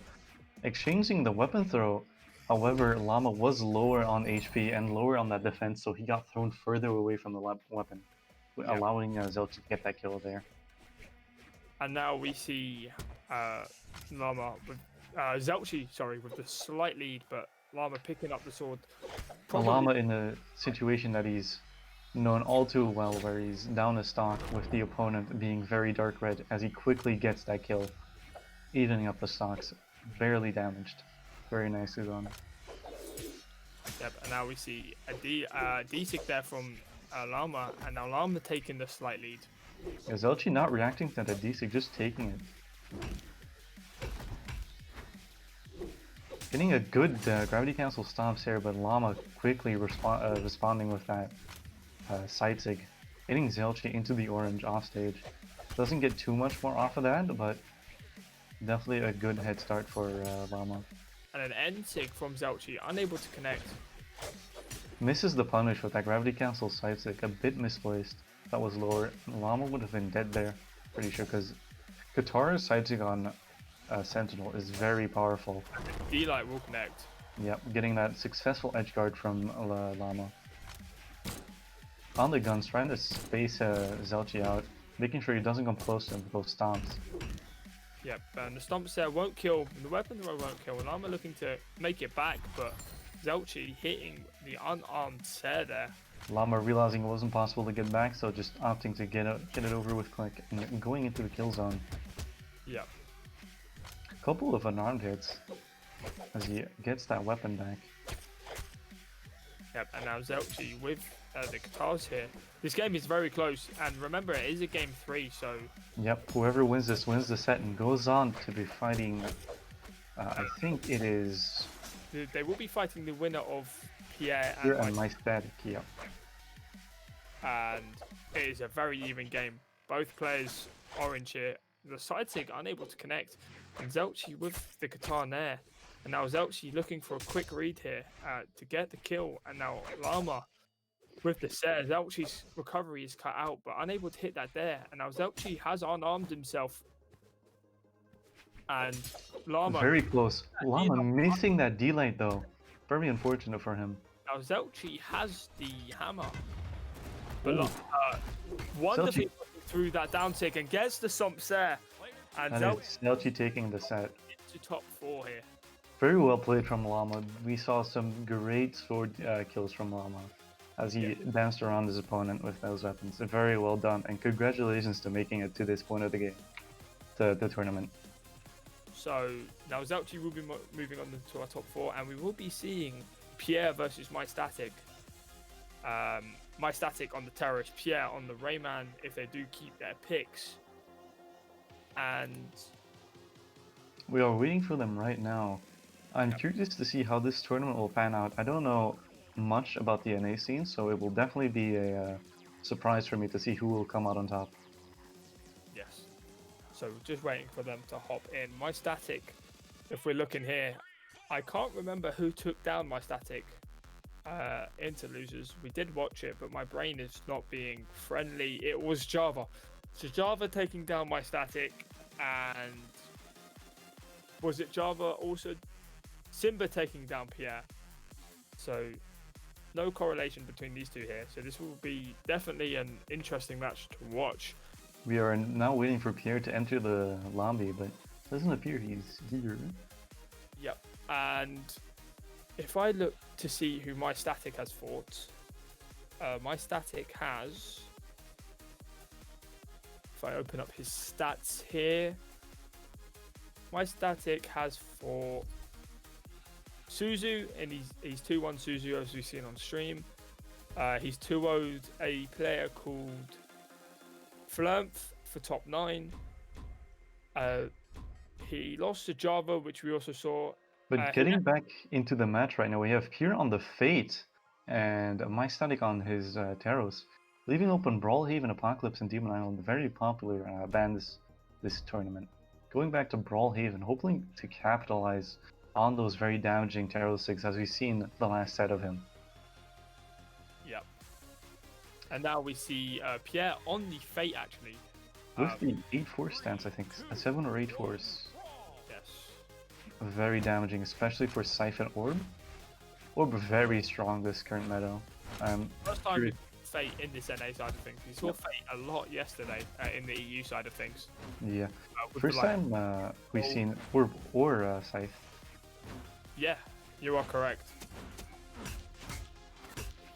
And now we see my static with the axe here, and Pierre with the orb. Pierre getting a quick string. That was very well done from Pierre. Yeah, anticipating the dodge in and getting a sidelight recovery halfway up the stage. Showing what Orb is really good at and getting those continuous strings into a high damaging finisher. Yeah. Now, Very similar in Guitars to that regard. My static gets the side tick, but will not kill. The but big up Taro's side stick. yeah, it is a very scary stick, especially on this map. Oh, Pierre responded with a side stick into Dare. Trying to go for the edge guard and does get it successfully. 2 stocks up. Ground pounds, 2 stocks gone so quick in about a minute. Pierre just showing his dominance on this Fate that we haven't seen at all yet. A very bad position for Static, but definitely he's able to definitely come back from this with those Taro signatures. Yeah. And now Static just needs to get this second stock off Pierre before he takes too much damage. Unable to get that down tick as we've seen hit time and time before. And now Pierre will get... Oh, Pierre got another 0 to death. God, Pierre, insane on this orb. Pierre with another orb dominance I've even seen yet before. Very good games from Pierre coming out. Yeah. 3 It's going to be very tough for my Static to climb this wall that is Pierre Orb. Pierre has just been dominating on this orb, getting a read at the beginning into a silent recovery to kill extremely early, and then he gets that on the site. He gets on the orb side tick. He chooses to go down and gets the dare into a ground pound for that potential kill. Yeah, very strong character indeed. On the Scythe, gonna try and read my Static. My Static whiffing at that rarity cancel side look, but Pierre needs to be very, very careful here. Yeah. You do not want to fight a Scythe player off stage. It's best out of 3. This is, if I'm correct, this is the last best out of 3 set that we will be seeing, as we will be moving on into the top 4. Which are all best of 5s. Yep, and that will be all best of 5. So Static being able to escape the Scythe player edge guard. Very nicely done from him. But very difficult to deal. Yep. And Pierre with the Scythe there, it will not kill, but will push my Static onto the edge. He does dodge through the second there and gets the Sare, and that kills. Yep, that crescent-like Sare of a Scythe is very deadly and dangerous for a lot of people. Very hard to get around as it covers a wide angle up, down, and sideways. Luckily, it does not hit back. Yeah, back on the orb that we've seen from time and time again, just getting those reads, getting the gimps. Getting those quick hints, staying in the air, doing what Orb does best. Floating above your opponent and not giving them a chance to retaliate by throwing out continuous attacks. And now, with a stomp set, my Static will take out Pierre there. Evening up with Nox, yeah. Definitely able to come back from this. Not as bad as the first game. Yeah. But that all depends on how Pierre is feeling. And now Pierre, with the sidelight into Entig there, choosing to hold the second Entig, so there are multiple more hitboxes there. And now Pierre picking up the orb. My Static just looking for moves on the hammer.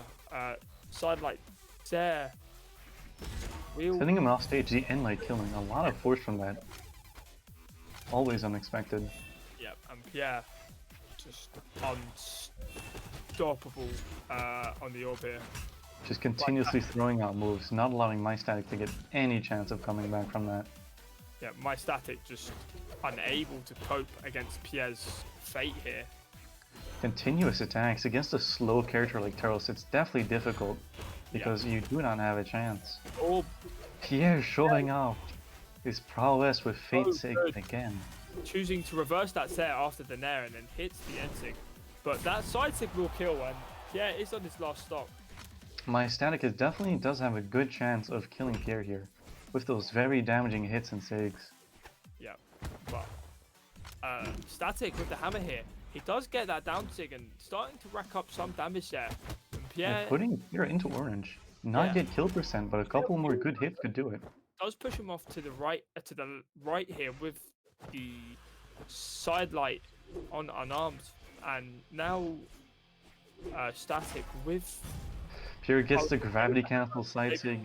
reads, but unfortunately, Pierre with that side sig will take down my Static there. A closer game, definitely a closer game there, but as we will be moving into this top 4, we will be going into a quick 5-minute break. Yep, we will see you after that break. Yeah, we'll be sure to see you afterwards, and this is definitely the tournament to stay and watch. Yeah.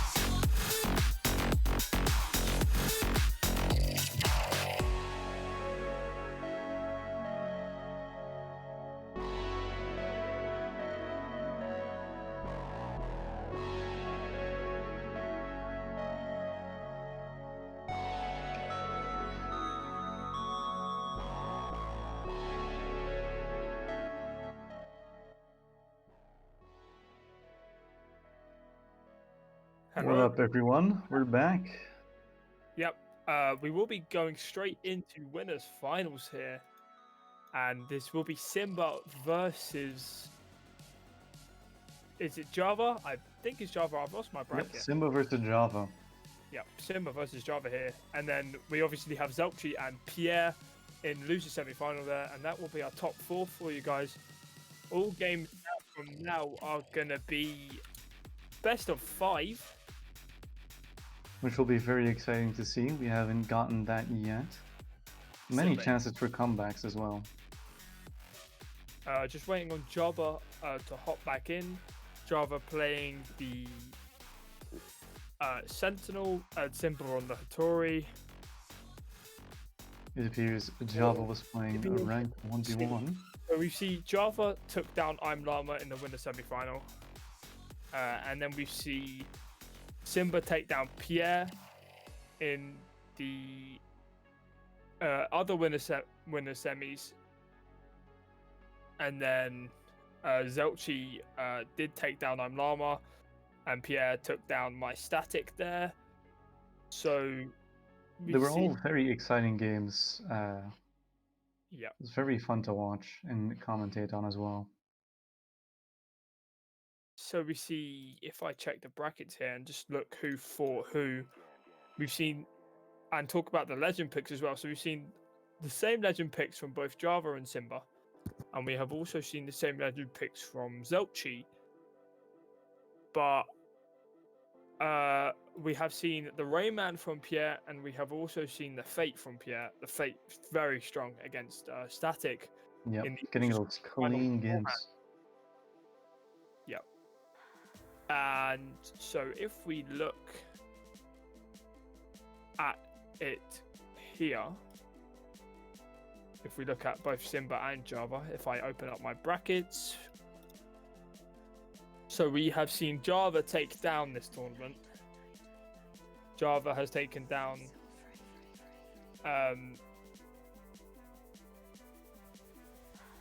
Simba. I'm looking at Simba right now.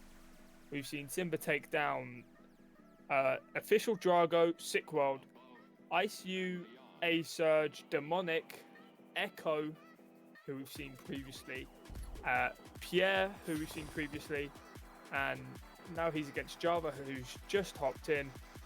And Java has been against Jetpack Zombie, Alex.axe, Ruby Red, VAC3, My Static, I'm Llama, and now is against Simba. And we're getting in now, and we see a couple maps left: Small Brohaven, Crystal Temple, Mammoth Fortress, Apocalypse, and Demon Island. Very popular maps as well. It appears we're going back to our staple 3. Yep. Now, Brawlhaven is left. Yeah, the staple 3, as you said: Crystal Temple, Brawlhaven, and Small Mammoth. Going back to Small Brohaven, a lot of players have been picking this recently. It is definitely a double-edged sword for many people, as you can get killed very quickly and kill very quickly as well. So now we will be seeing Small Brohaven on here. Both players picking up a weapon, but Java opting to throw away his weapon straight away, but he does pick up the guitars in the end. Simba for a quick sword string, Java returning that with the recovery. Yeah, and slide charged D-Sig unable to connect. Now Java with the edge control here. Simba offstage picking up the spear, very good against guitars. It still has to be dangerous, as guitars are like very sneaky little things. They can get very quickly into your personal space and hit you a lot of times. Yep. Well, Spear prefers to stay away. Supposed to just control the pace and create some of his own pressure. And now Simba unable to hit that side light and that D light, unable to punish that end sig. And Simba throwing on a lot of SIGs, but missing most of them, and Java quickly capitalizing on it, financing of his own. Yep. And now Java has a little soft lead. Yes, but Simba with the D light stare does not kill, unable to hit the GC D light, and unable to hit that ground pound. But do keep in mind, this is small Brawl Haven where miracles happen, so Java's lead may not mean very much in the grand scheme of things, if Simba can get this stock quickly, that is. Exactly, and now an end light will not kill, but will push him very close to the kill box, and that recovery will not kill. Java's doing very well to survive on small Brawl Haven, and as I say that, another recovery will kill. Doesn't really get too much of a lead. And Simba with the sword. Even back up.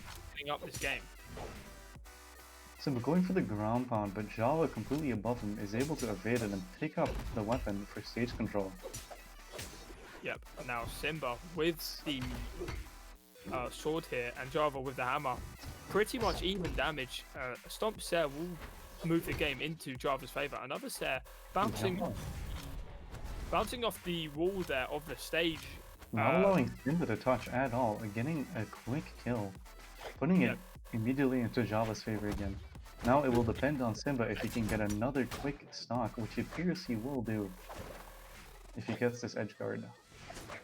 And now Java with misses that dare, while Java keeps piling up more damage with the guitar hits.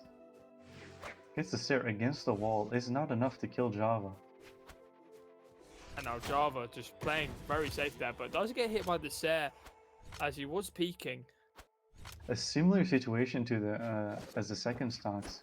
Now will it pan out in Java's favor again, or will Simba come back from the fairly well-placed hits from Java on that hammer?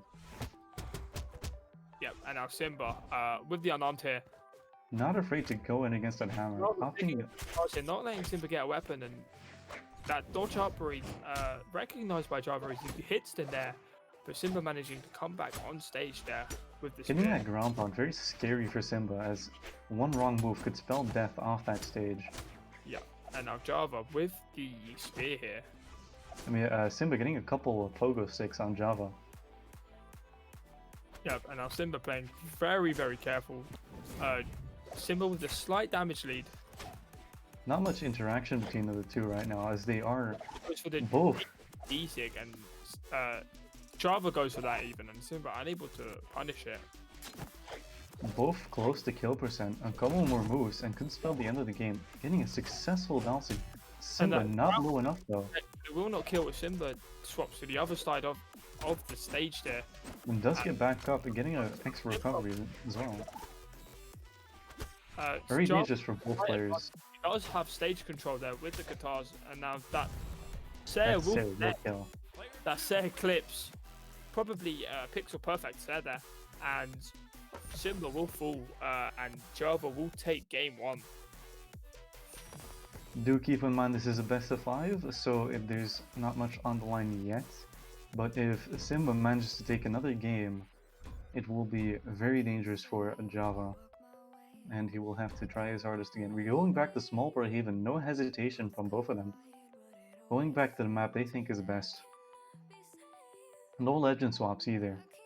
Yeah, so both players confident in their weapon pick. Java obviously just coming off a win, but Simba not swapping off a loss here. He's confident in the Hattori, and now we will be seeing quick hammer plays from Java, but he is unable to pick up the weapon spawn, and he loses the weapon advantage he had as it moves to Simba, but Java picks up the guitars now, and now Simba loses the weapon.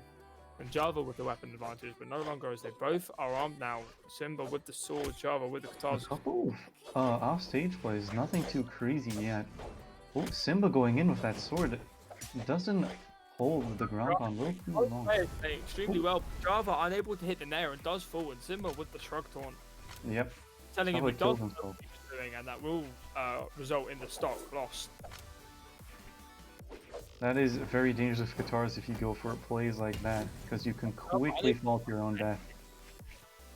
And now Simba off stage here. Java trying to get that kill, but Simba is relentless with the sword hits. The sword sidelight keeps going like a train. Java looking to this kill, trying to even up the game, but Simba with the sword, as you said, absolutely relentless. No break for Java as he keeps hitting him. As soon as he inputs that down sig, he instantly turns around and lights and catches out. And now Java does get the kill and returns a taunt of his own, saying that he is indeed the winner. But we'll have to see. The match is all but decided. Yep, he did win game 1, but he has 2 more games to win. Yep, Simba getting that D-leg ground pound, going for the gravity cancel D-sig. Not a very common option, but could have hit Java and killed him very quickly. And now The downlight N-sig killing quickly though. And now Simba with the stock lead here. And now Java has to play on the back foot, as he did lose his stock quite early on. So maybe a mistake there.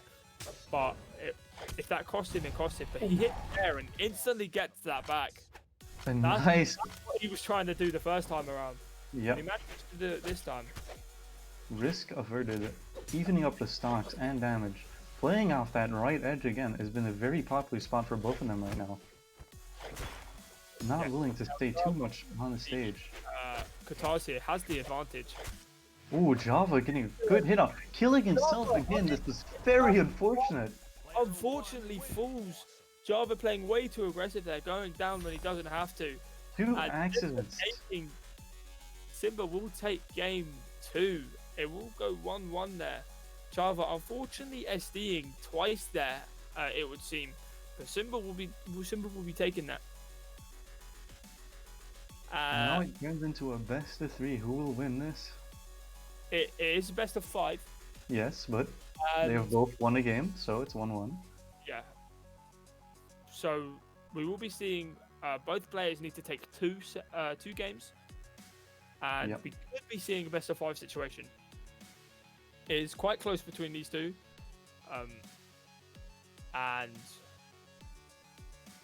yeah. So Simba obviously rocking that 2016 BCX avatar, showing that he's been here for a while. Java, I'm not 100% too sure how long he's been around for, but blocking the Romanian flag though, represent. Yes, Jockey would be happy, and now Simba with the Hattori, Java with the Sentinel. No switches. Coming in with the same picks. The popular 3 back at it again. Are we going back to small Brawl Haven? Yep, definitely we are. Go to small Brawl Haven. And now, Java obviously rocking that. Every Sentinel player seems to be rocking that Dex stance, so maybe it is the preferred stance for Sentinel players.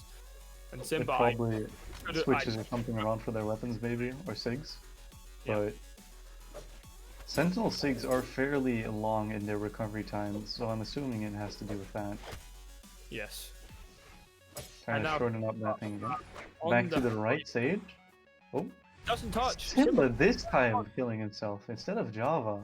Yeah, so Simba falling early on this time, and now Java with the advantage. Andy's got the weapon, so Java with a complete advantage here. And Simba getting that dodge up read. A very popular kill at that right stage, that right edge. Simba going for a on-stage unarmed ground pound, and Java successfully punishing it. And now Simba trying to catch up here. Yep, trying to get back the stocks that he lost. Yes. With that little school. An edge guard here, maybe a ground pounder there. Unfortunately, he isn't able to, but he managed to get a recovery. And the weapon throw, and another weapon throw. And Java not killing Java just yet. He's staying alive. Yeah, Java doesn't fall, which is surprising considering it is small Brawl Haven. Simba with the Sare. And Simba with a ground pound there, that will kill Java. And yep, Java not making it back against the helicopter itself. Yeah. Very wide coverage on that ground pound. Very difficult to escape. You have to have a dodge, otherwise you are fairly screwed. So Java, however, with that Stomp's Air. Yes. Stomp's Air extremely strong on armor. And now Simba, the recovery, Java recognizing that, reverses it with the dare, and that will take Simba off the top. Very strong kit, very strong weapons. Sentinel is a force to be reckoned with this tournament, as we've seen them a fair amount of times. Yeah. They are currently in neutral, trying to hit each other more and more, as they are around that right edge again. I wonder if we'll see some offstage shenanigans against. That would be nice. Fun to see always. Yes. But it appears we're staying on stage as both of them are patiently waiting for each other to get a hit. Java getting a good string off though, getting that. And a Sarah protect. Now, Simba in a very dangerous position, but does get a Sarah of his own. Tries to reverse it, but fails. And that very cancel like getting punished. Simba not going for a recovery this time as he knows Java is ready with that dare. The side sig into weapon throw does kill Java though, as he evens up the stock. Red in damage though, he's gonna have to work fairly hard to get that damage back up. And Java with that hammer has very strong kill potential, so Simba has to be very careful. Simba looking to convert, With Terry not killing, luckily for Simba. And now Java just needs to finish it off here. Get a quick stomp Sare. There we go. Say onto Simba, and he does. Game 3 goes to Java. It is now 2-1 for Java. Yep, and this is a best out of 5 situation, so Java only needs to pick up one more game. But Simba cannot drop a game if he wants to continue. Yep, he definitely has to try his hardest. I didn't see the map we were going to, so it'll be a surprise. Yep, both players sticking on their picks. Yep. Playing their picks. We are going back to trusty old small ball haven. Yep, and now we will be back. Yep, as you said, back to small ball haven. My brain is all over the place. And Java with the guitars, Simba unarmed, and Java playing around this weapon. Does pick up the weapon, throw it away. He wants the guitars, but he does not want to let Simba get a weapon. No whiffed move going unpunished. Java trying to bait Simba with those end lights. Not succeeding too much, as it is fairly even right now, as we have just started the game.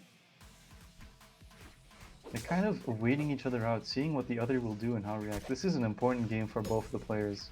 Simba absolutely can't lose, and Java wants to win this very badly. And now Java, Simba already in orange. Yeah, slight damage lead there. Whiffs with Terry, gets punished by Java. Simba though gets a good D-Light combo, getting the ground pound, killing Java early. Simba taking the lead here.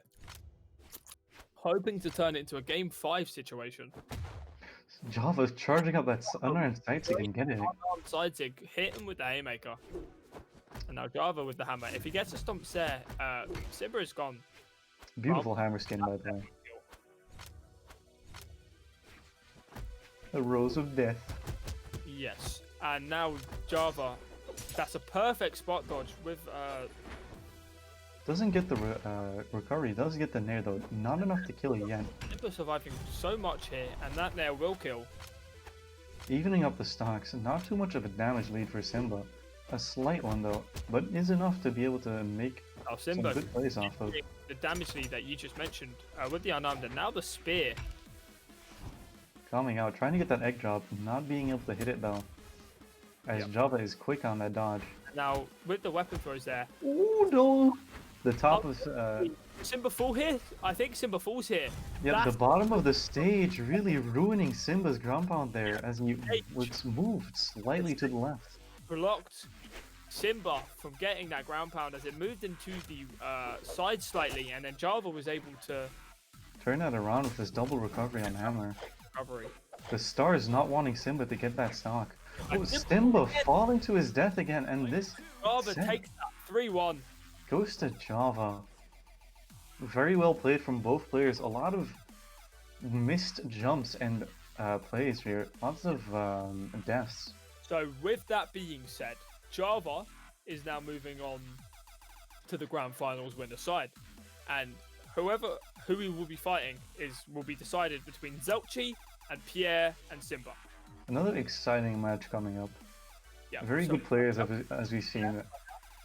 There's nothing but monsters in these top 4.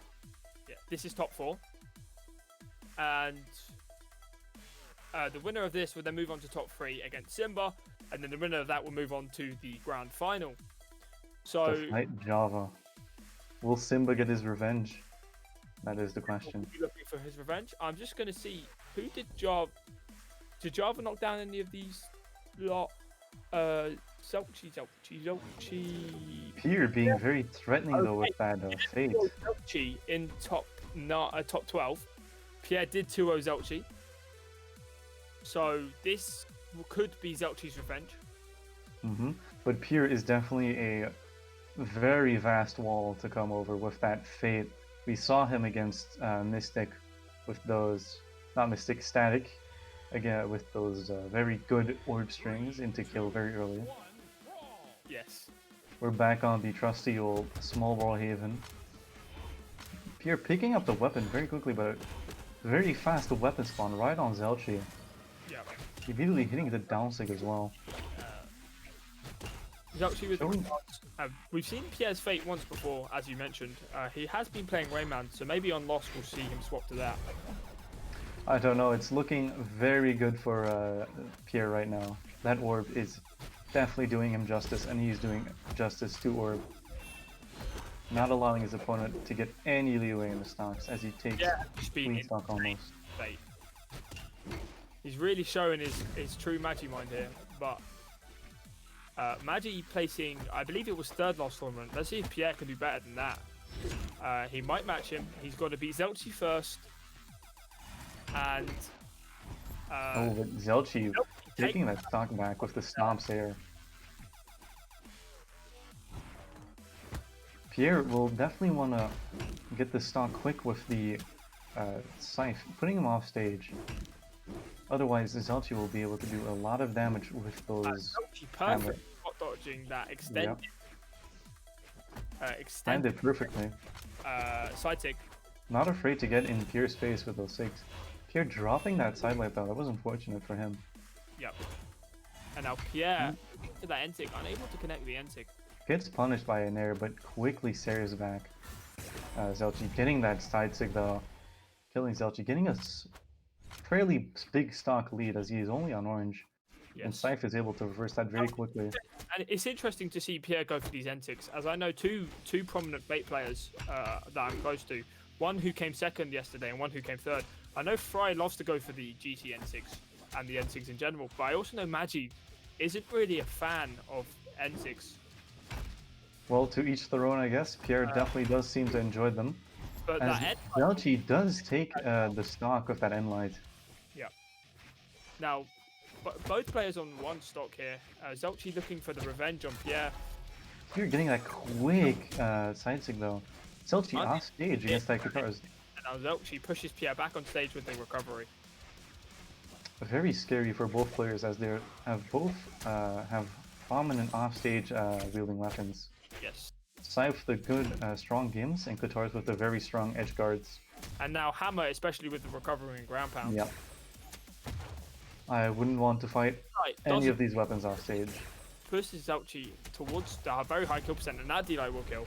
And takes game 1 out of the 3 he needs to move on into the top 3. Zelchi switching to Diana, that's a pick we haven't seen yet. I haven't seen Diana, but he's got a level 42 Diana, so we've got to be a little bit confident there.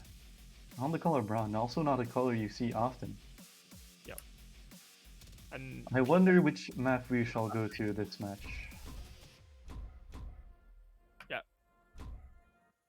Pierre, sticking on that fate, and we will be seeing Apoc, Mammoth, and Brawlhaven remaining open there. We are going back to Small Brawl Haven. Small Brawl Haven. People just seem to prefer the smaller maps. It is a tournament goer favorite. We see a lack of heavy weapons, at least in my opinion, in these high skill matches, so yes, maybe that's why they prefer Small Brawl Haven, so their weapons kill a little bit earlier. Pierre has to watch out for that bow ground pound though, that will kill very, very early if he ever gets off stage. Really well with the bow. He's actually doing very good with the bow, getting a couple of reads off immediately. This is very early in the game, but from what we're seeing now, he's doing very well. Pierre trying to fight back with the orb. And now Zelchi with a D-Light Stare. The correct counter pick from Zelchi against Pierre. Bosses does not hit that ending. Now Pierre on the unarmed. Zelchi has yet to hit a Blaster's move, but he does punish that side sig with a set of his own. And Zelchi unable to hit that D-Light. It's the end almost killing. And that Getting- side will catch him. Pierre on the side here. Does Ooh. very well to dodge that Ensig and gets a punish. Zelchi getting a good stock lead on Pierre. Yeah. Pierre quickly evening it out though with a gravity, not a gravity cancel, a side sig of his own. Yeah. Unarmed haymaker there. Yep. Now it is unarmed versus orb, Zelchi versus Pierre. Now Back Zelchi- on the bow, we see in the first stock that Zelchi did very well into reading Pierre's movements. But Pierre definitely doesn't seem to want that let that go on. And now both players here just playing in neutral, middle of the stage. Zelchi with the bow here, Pierre with the orb. Jumping around each other, staying very much on top of each other. Ensig will get punished by Zelchi's nair. Ooh. And Ensig from Zelchi there will push Pierre down. But Pierre still touching. Yeah, it was on Ooh, it getting the side sig though. than anything else. Zelchi getting a very big lead, only in dark yellow on his second stock against Pierre.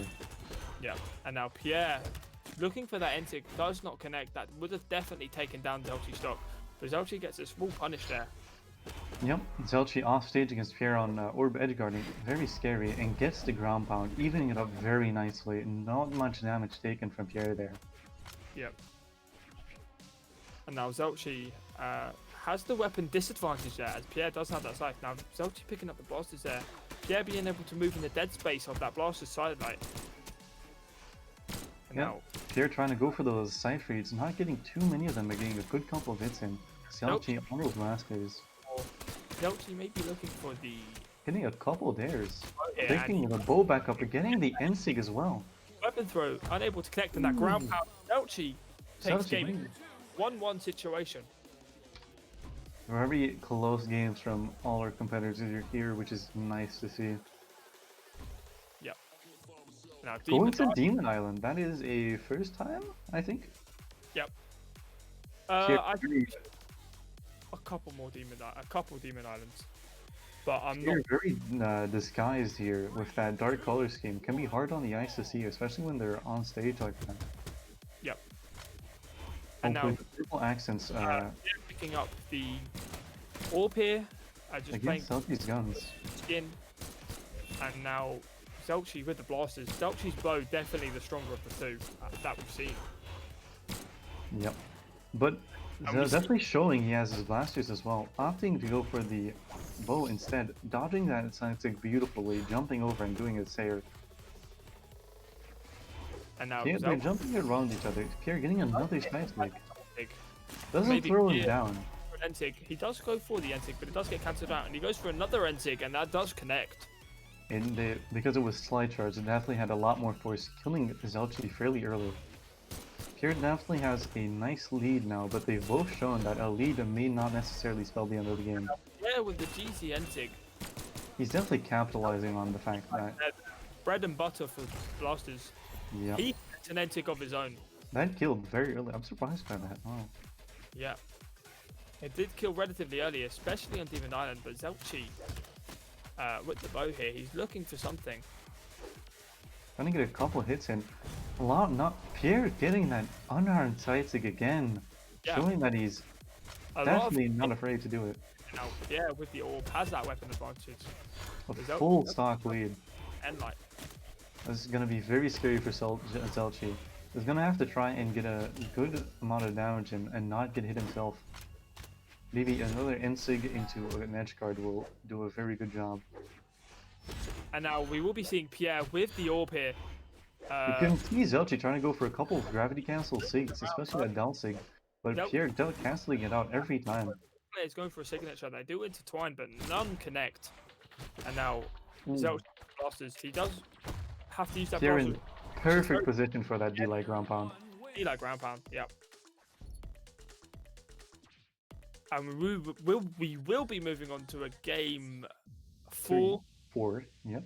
It is 2-1 in the favour of Pierre there. Zelchi managing to take one back. But unfortunately, Ooh, Zelchi switching to Amethyst, opting for the cannon and axe. Cannon and Axe, he's just swapping completely. He did play Qatar's Hammer, and then he swapped to Bow Blasters, and now he's swapping to the Cannon Axe. Literally no... Pierre picking Small Brawl Haven against the 10th Force Zol. That is very daring. yeah. Definitely curious to see how early Zolt will kill here. But the disadvantage is that he is very slow against Fate, which has Orb and Scythe, which are both very fast weapons. But if Zelchi can get a good couple of hits in, that should be enough to kill Pierre. He's back on the Orb, and we've seen Pierre's Orb super strong. Zelchi with the unarmed though does pick up that cannon. Yep. Both players are armed now, and we will be seeing. Enlight immediately going for the down sig, not connecting that next move in the D-Light combo. Getting a good Sarah on there, switching to the axe, trying to get maybe a Saren. That would definitely kill. And that recovery will push Pierre towards the top left-hand corner of the stage. Putting him in red. Good damage in, as Zelchi does have the slight lead. He might lose it on this off-stage interaction here with Pierre, as Pierre does hit that. A good weapon throw. Recovery good weapon throw from both of them going up. There on the nair. And Zelchi opting to drop down below to dodge that and hit the recovery and sending Pierre to the left. An interesting Ensig from Pierre there. Yeah. But missing that sightseeing and promptly getting punished by Pierre, leading to even stocks again. Yep. Pierre staying on the orb. With the orb. Is using that dare to bounce off the stage here and try and catch Zelchi out. But Zelchi is returning some moves with some moves of their own. Getting that Snidelight in Nair. Now Pierre with the a good Ensig. Lots of damage on Pierre. Yep. And now we've seen this before with Zelchi and Diana, but Zelchi seems to do well the first time Pierre has to fight a legend. Yeah. And then he starts to adapt, so it will be interesting to see how well Zelchi does now. A good sidelight Sarah from Zelchi. And it will be interesting to see how Pierre adapts now and adapts the next game if he does lose it. But remember, guys, if Pierre wins this, he will be moving on to top 3, and he will take some of that prize pool for himself. Ooh, very daring from Zelchi to challenge that side sig with a sidelight of his own. Yep, and now Zelchi... Will we see a cool cannon gimp? I hope so, but no, Pierre denying that recovery with that gravity cancel D-Light ground pound. Yes. Evening up the stocks, not too much of a damage lead for Zelchi, but knowing that he's playing that 10-4 Zol, one Enlight can put him into orange, and one ground pound into kill percent. And there we go, that is Pierre's stock gone.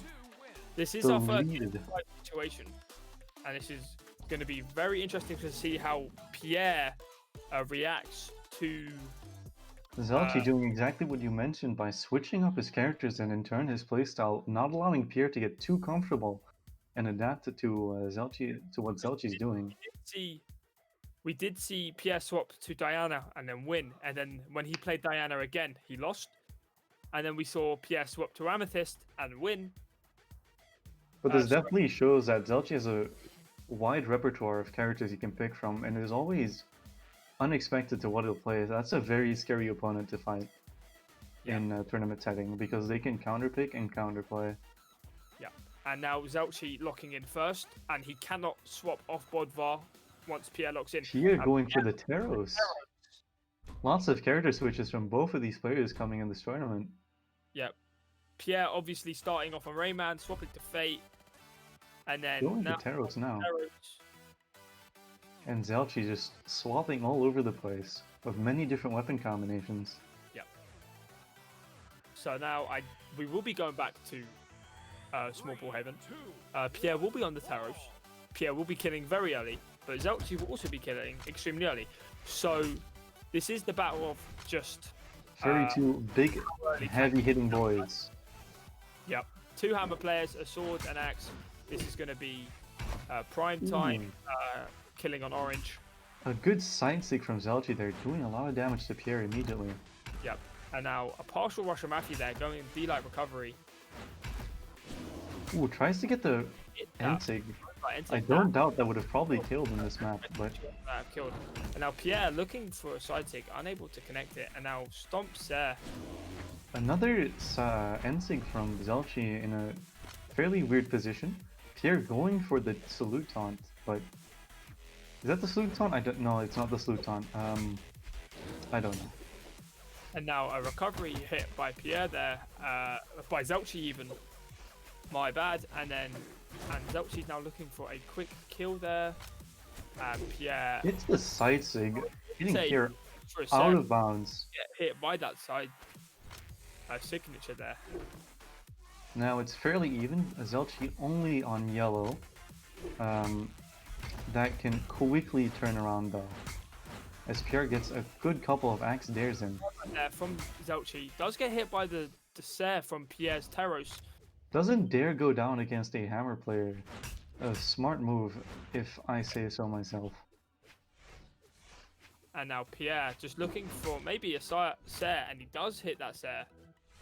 And Pierre with a big advantage as Zelchi is unarmed, and a side like Serre will connect. Very well played from Pierre. He has a full stock lead now. Both players taunting again, showing respect. And now Zelchi just trying to get his footing back in the game, but Pierre with the hammer there Doesn't allow it. extremely strong. Those SIGs are relentless. Getting another down from killing. Scooping him up and sending him off to the top left-hand corner. And Pierre moves on into the top 3 after a close Game 5 situation. And there's now Pierre versus Simba. Very quickly going into the next set. And guess what map's left? Brawlhaven's back. Whether we will be going on Brawlhaven is another question, but it is open and it is there for the taking.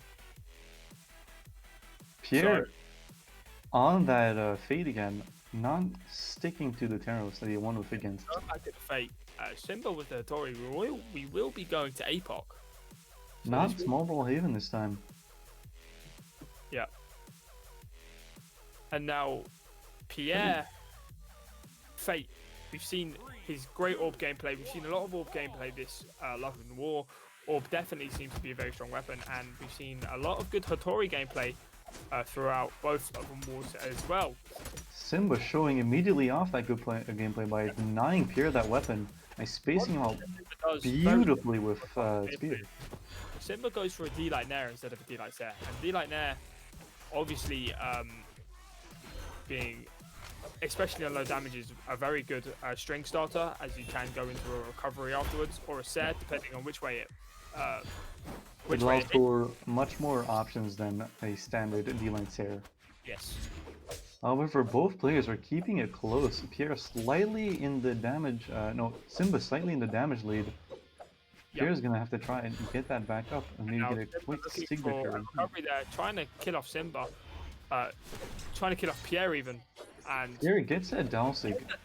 Decides to send him to the left instead of up, and it seems to pay off. He does get that GC end light into weapon throw. Very nicely done from Pierre, turning that around a little bit. Yeah. Now Simba needs to get the stock, unless he dares to get hit a lot by Pierre's sight. Unable to hit that end sig there, but Pierre does fall to Simba's side sig, unfortunately, and Simba hasn't taken too much damage. Yeah. Ooh, so Pierre with another side sig on R, and he's been doing a lot of those recently. He really has, and it seems to be paying off. He hasn't missed a single one, I think. Yeah, many of his kills have come from the unarmed haymaker, and he does go for a down sig, unable to connect it. Simba on off stage, almost getting pinned by Pierre there. Simba there, yeah. The stage saving Simba's life, blocking that ground pound. And Pierre Simba back on side. on the other side of the stage with the extended sidelight, and another extended sidelight to the other side of the stage. Simba's just getting pushed around. Thrown like a volleyball. Yeah. By Pierre. Simba very low right now in kill percent. Pierre still in dark yellow, almost in orange. That stair will do it though. Yeah, take Simba's second stock here. Simba really needs to get Pierre's second stock as soon as possible, because if he takes too much damage, then Pierre gets all sorts of advantages. He gets the mental advantage, he gets the damage advantage, he has the stock advantage, and he will also get the pressure advantage, and that might just be too much for Simba to cope. But both of these people will be used to high pressure situations. Yep, that's a lot of advantages for Pierre right here, and let's see if we can keep those advantages up. Yep. Simba trying to get back on stage. Pierre not allowing it though. Weapon starving him again. Trying to go for that side sig whiffs. And Simba punishing with the dare, but not getting too much off it. Recovery gone. Jesus for Simba. No, I just looked at the brackets and Simba was the one that sent Pierre down into losers. So this is a bit of a revenge match. These players have fought again. For Pierre here, as he was playing Rayman earlier, but he is now playing Fate. And seems to be working out better for him than the Rayman. Yeah, definitely. He did get 2-0, so even if he takes off a game here, he has done better than he did last time. But he will be looking for the opportunity to move on into the grand finals. The weapon throw cancelling out the side stick from Pierre. Luckily that side stick is not like Thatch's cannonball, otherwise he would have been dead there. The bottom right hand corner, but will not kill. And now Pierre. That gravity cancelled side stick will end the game right there. And we'll take game 1. Pierre, extremely strong showing. Going on to game 2, no changes. Apocalypse is banned. Yep. No legend swaps and Enigma Great Hall banned. And then we will be going to Mammoth, I think that was. We haven't had Small Brawl Haven yet. That is a pleasant surprise. A little variation does good for the eyes. Yep, Mammoth we are going to. So Pierre getting his first game against Simba, as he did get to it earlier, but he's looking for the revenge. Very confident, especially at those last wins in losers bracket. Must have boosted his confidence a lot, especially in that Fate pick. Showing him that Orb was indeed the good choice against Simba. Now, Pierre definitely has to push this mental advantage throughout the next couple of games into possibly grand finals against Java. Simba, with the spear, definitely not going to make it easy for Pierre. Oh, Pierre also not making it easy for Simba to get a weapon as he pushed him back off stage against that scythe. Incredibly dangerous again. Yeah, Pierre looking that recovery. But unfortunately unable to. Simba can go for a risky gravity cancel end-sig, does not get it and gets punished instead by the extended side-sig. Yep. And a ground pound from Simba. Does get ground pounded and Simba in the lead now. Yes. And now Simba on that spear gonna try and deny Pierre that weapon because it could be very dangerous if Pierre does get that orb back, which he does. Yeah, with the Nair recovery, we'll take off Simba and it's pretty much even yet again. This is a very close match so far, and I am rooting for the both of them. Pierre just trying to space out Simba with the orb here. Swaps out to another orb, not allowing Simba to get a weapon, but Simba with the unarmed. A quick 3-hit string. Now Simba with the GCN light, and then he goes for a side light D-light Nair there. And Simba unable to get his GC D-light. But Orb showing that it is definitely one of the top weapons these updates. Yep. With its quick moves and high damaging attacks. Definitely scary to deal with. Won't kill, but will put Simba in a dangerous situation. Almost hitting that second side sig. As much as he could have there, but he does get the GC Sidelight Extended Edition. And now Simba looking for that GC N-sig to try and just knock off Pierre, but Pierre able to respond to that and punish that accordingly. And a D-light share from Simba. Simba getting nared by Pierre, allowing him to get that chase dodge back up the stage. Now the situations have reversed. Pierre on the edge guard with Simba off stage, both in dark red. In kill percent. Any one move can kill, and it does. Recovery killing on Simba. Yep. And now Pierre with the orb, just looking for just damage. Any damage that he can get right now is just an extension right now of his lead that he has. His lead is very slight at the moment, but it's just Simba's unable to get a kill. That D-Light Stare will kill though, making it even in stocks, but Simba in orange, a good damage lead from Pierre right here. Will he be able to take out the stock like he did in the first game? Now Simba charging that side sig does get punished by that dare though. They are quickly dancing around each other. Simba with that weapon throws, trying to get multiple hits into Pierre. Scythe is very hard to approach. They're putting Simba off stage, not getting that dare, but almost getting Gimp there. Simba has to be very careful. Put back off stage. Pierre is not allowing Simba back. What I said will kill Simba here off on the edge. But Simba just looking to just get the damage here. Unable to hit that set. A very dangerous situation for Simba. Does get back though. Pierre not being able to get that edge guard may prove fatal to him. Recovery won't kill. And now Pierre just looking. It should be. Oh, that does kill. D-Light's there. Closing out the game. It is now a 1-1 between them. Yep. Now Simba saying that he's still in this. He's still going to win. Now Pierre sticking on the fate saying, I'm confident on this.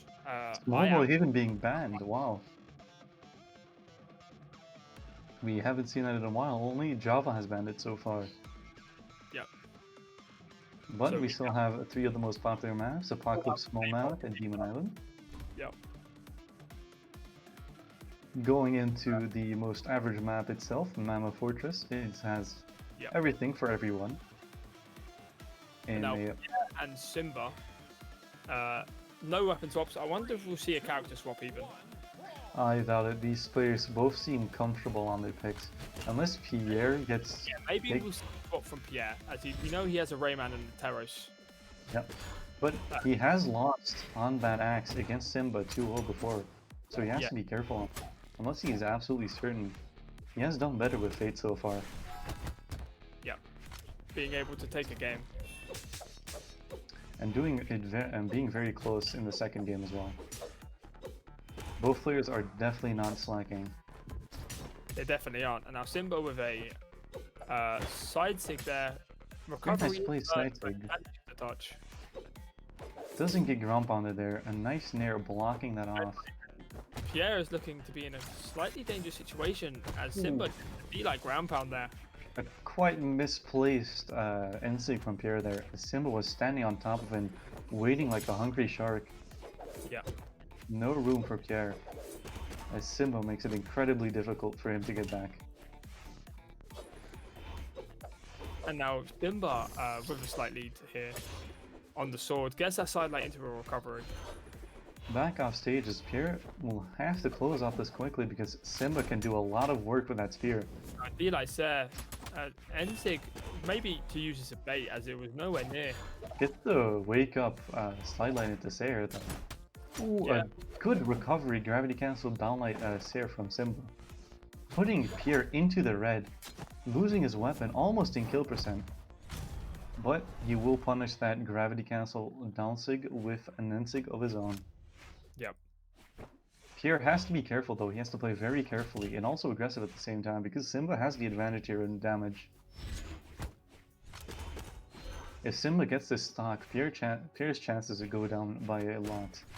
Yep, and now Simba, with that damage advantage, does get that Ensig. Quickly throwing Pierre off the stage into the kill zone. Pierre is now a full stock down. Simba now has the advantage and is able to go for a lot more risky plays on stage and maybe get an early gimp with sword or spear. Now Pierre only able to get a ground pound there, nothing more, and now Simba has an entire stock lead and he's looking to make this a 2-1. Yeah, Pierre has to be aggressive in this situation because if he doesn't approach, Simba will all get the win automatically because of the stock advantage. Yeah. But we still have 5 minutes left on the clock, which is a lot of time for both players to do what they do best. It's not looking too good for Simba on this edge right now, as Pierre does get the edge guard, making it even again. Pierre is orange though, and will have to even up the damage very quickly. Simba not daring to approach with Pierre. Yeah, this is definitely still winnable for Simba, for Pierre even. Yeah. As he is in the orange, but he has two very strong string heavy weapons in all. We have seen him sight. pop off against my static earlier in the tournament Yeah, we did. with Some that clips orb. were definitely made there. Hamo will be getting fed some content today, and we will be seeing Pierre just spacing out Simba on the orb here. Does swap to the side and instantly gets taken off to the side here. Simba not wanting to edge guard at all. Tries to bait out with the ground Pierre pound. gets a Does nice get punished. read. Putting Simba off stage, this is definitely a good space for Pierre to be in. Now, Simba does just get looking back for kill though. options. He is looking for these kill options. Gets that Sare. Oh, that Pierre unfortunately did not touch, and that is game 2 going to Game 3 going game to Simba. three going to Simba Simba. 2-1 up.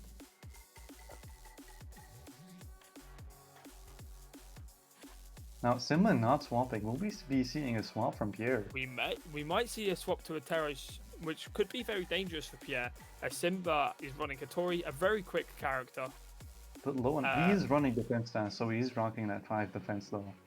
Yes, opting to take off from speed, but this could be very interesting for. Curious as to what Pierre will pick. Yeah. He has shown us a multitude of characters so far, but I wonder if he will swap on a character We've seen the that we haven't seen before. Rayman, we've seen the Teros, and we've seen the Fate. I don't know if he's going to go Fate again. Maybe he will swap to a different Orb character? That could be the case, as his Maybe. Orb did very well against Simba. Yeah. But apparently he has some technical issues he's working on right now. Yes. Maybe a little bit of lag, or maybe some FPS issues. These happen all the time, but you just have to power through. Maybe someone stole his keyboard, you never know. Yeah, but we've seen a very strong showing from Pierre here. Even if he does fall, he has played extremely well. He does take a portion of the prize pool here at 3rd place. And Simba also definitely playing strong, looking to get his revenge against Java in that grand finals. Be exciting to see if there is a reset or not. Yeah, exactly. And I'm just Pierre's fate is just reminding me of yesterday. And for anyone that didn't watch yesterday, I'm just going to quickly recap the EU side of things. So in first place, who was playing, funnily enough, Hattori, Akno. Akno got knocked. Was playing random on winner side. He got knocked down by Magi. And then he Ran into me. He played Bodvar, and he also played Hattori. Yep. And He was a true menace. yes. And then he played. And then second place was Fry, who played Fate the entire time. Fry, a very good friend of mine. Oh, that is a swap. That From is Pierre. one that we didn't expect. And then in third Oh. place, quickly just recapping that top 3, was Apparently it was a Magimine, mistake. who also played Fate, and then he played every other Orb character under the sun because he could. Yeah.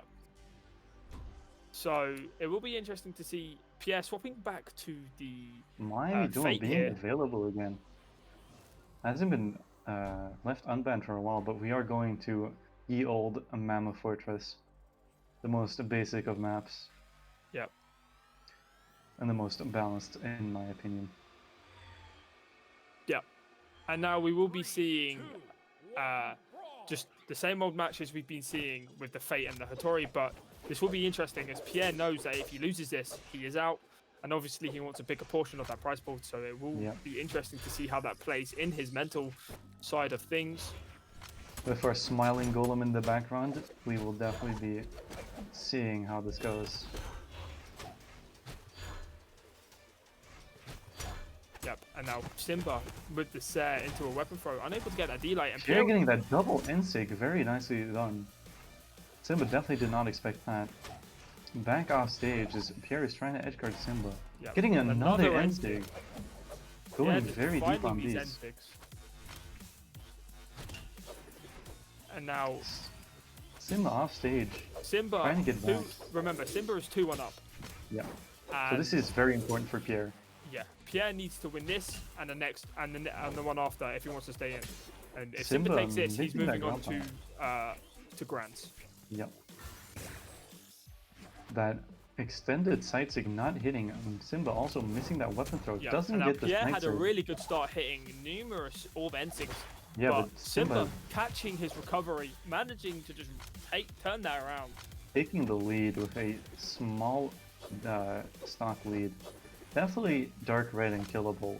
So I hope Pierre will be able to get this kill quick, otherwise it may prove to be fatal for him, which he does. That gravity cancel and light will close out Simba's stock, as it is a completely clean slate for the second stock of both players. Yeah, exactly. And now Pierre looking for the GCN lights. He does go for GCN lights a lot, but they always seem to connect. But he does miss that one, unfortunately. And now Pierre with the spear gets that D light there even. And spear just an incredible weapon to be able to space with. It has the N lights, the dares, the nares. Side light is quite punishable. Its entire kit. Yeah. Yeah. But against Orb is a very valuable thing to have, because if an Orb player gets close and personal with you, you might be put in a very bad situation. But Simba has proven he is definitely capable of dealing with that, and shows no hesitation in dealing with Pierre's Orb at all, as he gets a good D-Light Sair, putting Pierre off stage into the red. Pierre responding with a Silite Sair of his own. Both throwing their weapons. Simba getting the weapon though, not going into Pierre's favor as he was slightly lower than Simba on that damage meter. Simba gonna try and get the edge guard. Misses. Pierre with another side sig into the weapon Pierre throw seems kill. to be hitting all of his side sigs. Very well done. Fist of Steel, one might call him. But Simba hitting with the recoveries, not killing though. Pierre extremely damaged. Maybe Pierre will be able to dive, but a D-Light Sair will kill. Very even right now. Simba only mildly damaged in the milk color. Not getting anything off of that D-Light, a little whiff, which is unfortunate. And now Simba with the spear. Weapon starving Pierre, not allowing him to get any chance. Yeah. Pierre picking up that orb, Simba throwing away his weapon, back in that edge guard situation we've been in so many times. Getting another Sair. Simba now Pierre in the damage deficit right now. Yes. Missing that gravity cancel sidelight, getting punished, doesn't hit the ground pound. Simba missed that one GC move and it was nearly all over for him. Does get that recovery and a decent D-Light recovery. Putting Pierre almost into kill percent, not hitting that side sig, getting punished though. Side sig. End sig misses from Pierre and now Simba has disarmed himself. Picks up the sword. Unable to get that Sair, Pierre does not go for a true option off of sidelight, instead opts to try and read. Pierre loses his weapon against Simba. Simba missing that D-Light sidelight, doesn't miss the second one. D-Light recovery, and Simba will take this set. Simba going to grand finals with his rematch against Java. Simba moving on. Now we wait for Java to enter the lobby in an exciting grand finals. It is Simba versus Java in this grand final, and yeah, this was the winners final. I encourage everyone to use this small time lag to get a little bit of popcorn, because this will be a very exciting match. Simba gonna try and stick with his Satori throughout the entire tournament. Very dedicated to the level 100. The three staple maps back again. Maps getting banned everywhere. Java being very faithful. Going to Small Brawl Haven. Making a return for the grand finals after missing it in the losers finals. Yep. And now Simba versus Java. Java obviously taking the winners final. Yeah. I think it was 3-1. Let me double check. It was 3-1 in the favor of Java. So Simba obviously can take games. They fought a lot. There was a lot of gimps and a lot of SDs from both parties involved. So this could go any way, really. Could go either way, and especially on this map. This map is wild. This is where they had their many falls and accidents. I wonder if the right corner of death will come back again. They are on that right corner again. Java opting to weapon starve Simba instead of edge guarding him. Yeah, but now Simba back on the stage with an unarmed side sig there, unarmed D-sig, trying to slide charge it, but it doesn't work. taking a page from Pierre's book with those unarmed side sigs. Does get the D-Light recovery. Still doesn't have a weapon though. Finally picks up the spear, but is thrown off stage by Java. And then like from Java, unable to hit that side sig. The end sig from Simba will miss. Java not managing to punish that sig at all. And Simba on that offstage again, actually hitting that Sair, not allowing Java to do many tricks with his D-Sigs. Yep. Java trying to get that side sig punished in the same manner as before. Getting that recovery will kill. Simba takes the first stock. Yep, that recovery will kill. Now Java isn't behind all too much. We have seen Simba from both of them that they are capable. But Simba does get that jump D-Light Sair. And now is Very looking for more moves on the spear kit here. Looking for those nairs, those circular hitboxes going to be super strong when Jarvis is trying to float down back to the stage. Yep. Just trying to reset all of his options. And now Simba with the sword, looking for those D-Lights and N-Lights, just trying to push Java away. And now with D-Light ground pound very there. deadly with the damage he's putting on, but Java definitely no slouch either as he gets that recovery, killing Simba, evening up the stocks. Not too far behind, only in orange, definitely capable of bowling now that Simba back looking up. for another ground pound, and we've seen Simba and Java both go for ground pounds or nairs, and they just fallen to their death, or one gets one move and Gimps busts recovery. So glad we didn't see it just then, as it would have been bad news for Simba. And now Java gets that nair, spikes down, but unable to get anything from it. Getting that D-line Sair. Lots of D-line Sairs from Simba off stage, getting good kills and damage. Sword is definitely famous for that ability. Yes, and goes for the recovery, but the recovery cancelled out by the N-Light from Java. Now Java getting picked up by recoveries and Sairs a lot when he does the sig to edgeguard Simba. Side sig unable to connect, and now Java is starting to bring this back, and the side again weapon throw Simba unable to make it back, and he recognizes that and he turns around. A very close game. Java taking the lead again. It has been going from Simba's lead to Java's lead, up and down. It's going to be a very close game, a very close grand finals. And now Java looking to just take this first game here, solidify his place. But Simba looking to say that even though he's from losers, he's coming to win. Yep. Simba taking the damage lead at first. Java on that hammer though, able to very quickly put that back. If he gets a couple of those good hits in, Simba will be put in his place very quickly. But Simba managing to dodge and weave around Java's hammer. With the weapon throw though, does get a sword back. Java's still off stage in that edge guarded position. Simba with another D-Light Sair. Is Java able to make it back? He does. He avoids the ground pound, goes for ground pound of his own. Simba recognizes. Makes a safe option and going straight back to the other side. Not risking any hammer. D-Light there, recovery, and now will kill. And Simba takes game one. A very nice showing in the first game from both of these players.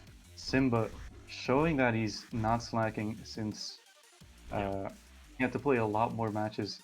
Java might be forced to warm up a little bit against Simba because he has been waiting for Simba to get back to Grand Finals. But now that it's game 2, a lot of things can change. We are back on Small Brawl Haven. Simba going for that and completely resetting both their weapons. Java on the guitars. And we've seen how strong they are throughout this entire tournament. Yep. Simba trying to get that extended weapon throw N-Light though on that spear. Java trying to get that Sair, maybe going for a quick gimp on him. This game missing the sidelight, getting punished very quickly. The D-Light Simba with the D-Light there. Yep. Gets that ending. Java spot dodges through the weapon, and Simba always very satisfying to see unarmed 6 hit. Good oomph. And now Simba looking to take down Java, but Java with the hammer there, if he gets some stomp says, he could bring it around. But Simba has thrown going for that side tick, unable to connect, and Java playing it very risky against Simba's spear here. Recovery will not kill. D-Light will not connect. Okay. Ensig will connect, and that recovery will kill. Simba has shown that he's very much capable of moving around and getting out of those danger zones that Hammer has, and punishing every move that Java does. A good couple of recovery hits here. Doesn't get that delay and is instead punched by Qatar Nair. Another Nair pushing Java up into the dark yellow. Damage will go very quickly now. Another recovery from Simba. Getting so Piling much on that the damage. sword here. Oh, He killing goes for himself. ground pound and another SD, as we've seen time and time again. People just going for ground pounds.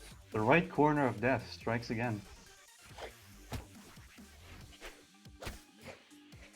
Simba And now this grabbing that gives spear, trying to get Java the the ground pound. opportunity. This gives Java the opportunity to bring it back with these Qatars. But Simba will definitely not allow that to happen with his spear. If he gets a good ground pound or a couple of recoveries in here, the tables might not turn for Java. Yep, but Java with And the we might be Qatars, seeing a Simba reset disarms here. himself, and Java recognizes that and plays around that weapon. Java playing a lot more careful than before now. Yep. Recognizing that Simba is indeed a threat and he has to watch out for it.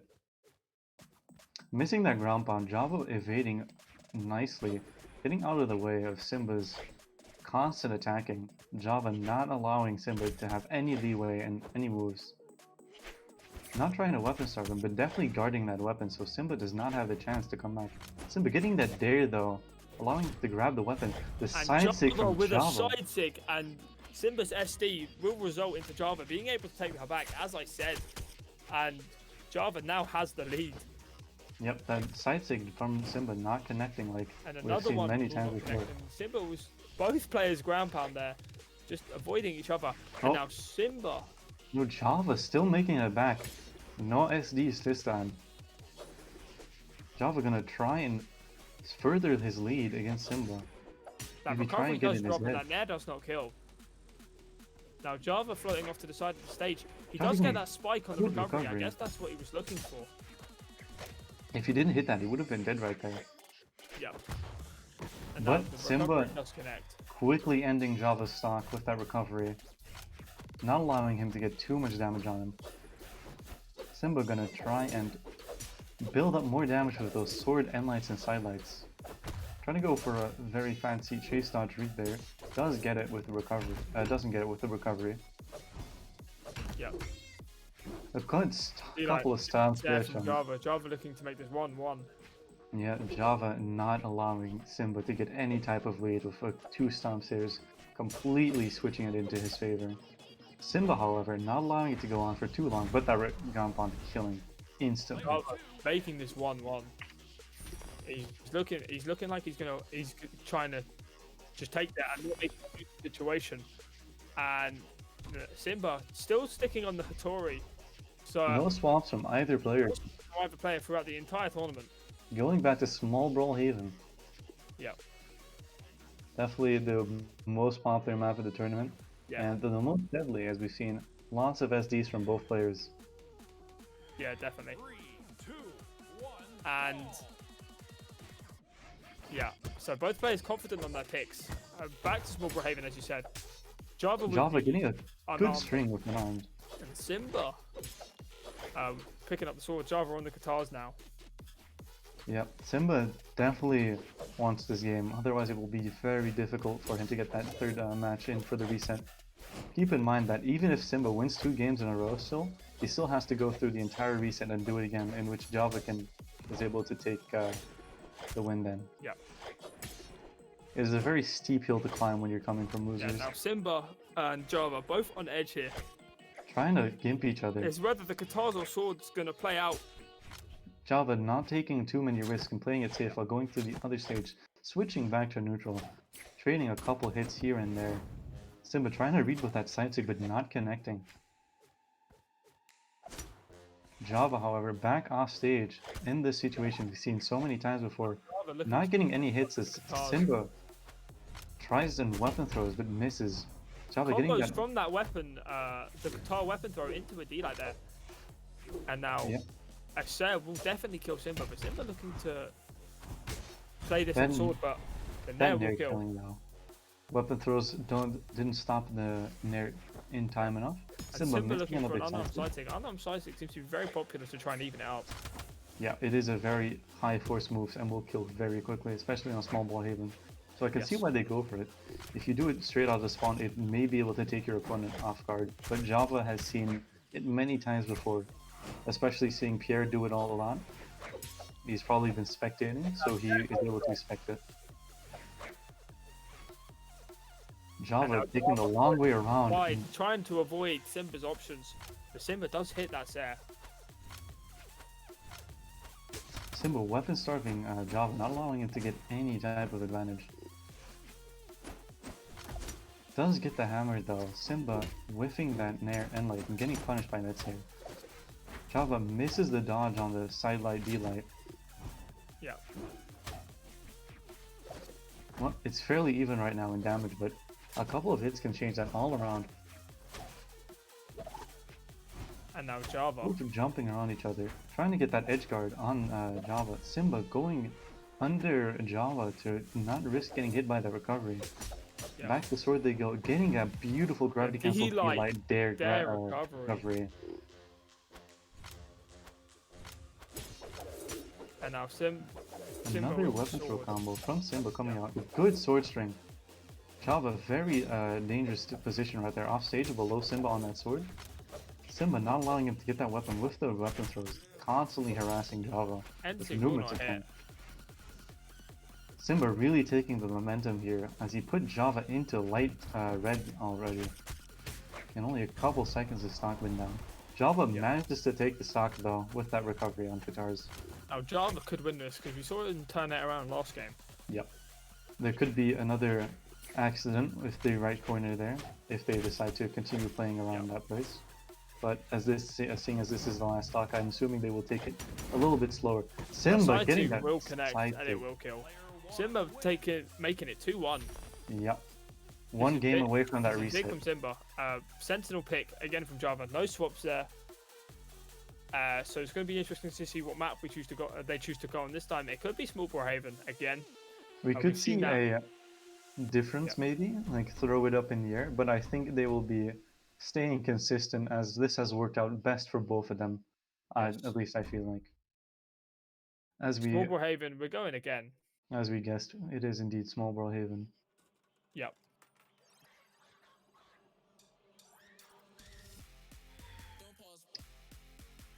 Okay. It has been a very entertaining set so far. This match, if Simba wins, he will get the Grand Finals reset and will have to fight another best of 5 against Java. And that will determine the ultimate winner of the tournament. Yep. They're both on that left side of the corner this time. Java not getting that gimp just yet, but getting a good amount of damage on them. Choosing to move forward, move to the other side of the stage now, and Simba with the stage advantage. That was definitely the safer option. Java below Simba, getting another recovery into Sair, killing Simba, a quick 30-second stock from Java. That was a huge advantage for Java now. He has that stock advantage, he doesn't need to be aggressive, and he can just play it safe and play back. He can also go a little bit more aggressive and try and get that offstage gimp, since he has an extra stock to work with. Yeah, but obviously that could not pay off and he could lose his stock earlier than usual.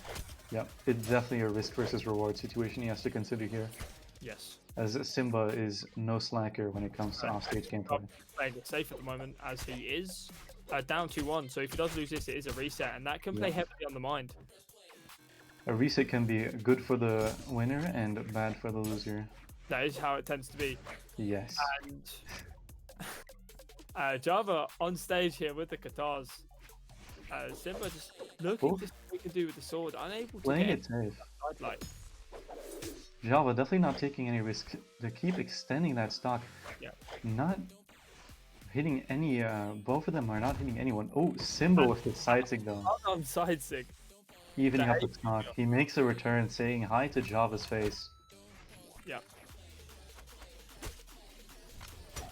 Simba off stage again, position he definitely likes to be in against Java because he can easily punish Java's moves from there. Java trying to go for that quick dare kill. Simba just trying to get as much damage onto Java as he can without losing the stock, and he gets another jump D-light. Put that recovery. It will not kill yet. Edge guard there. And Simba. Ooh, With an edge guard of his own, does Java fall? Java retreats back to the other side, and he does manage to retain his stock. Yeah. That could have been dangerous if Java didn't make the decision of going back to the other side. That could have been a lost stock for Java and a big lead for Simba compared to what it was before. Oh, beautifully done again, but doesn't kill just yet. Back so well. Sail will kill, and Java keeps his lead. Yep, but Simba has put Java in the deep dark red though, which is a definite improvement from what it was before. But Java, however, with those quick guitar strings, not much Simba can do about that. Instead of Sair. And now Java trying to get that game. On the bottom of the stage, recovering, cutting out Simba's recovery, beating it out full as recovery, well. doing a lot of damage against Simba. Yep. Recovery will not kill Java there.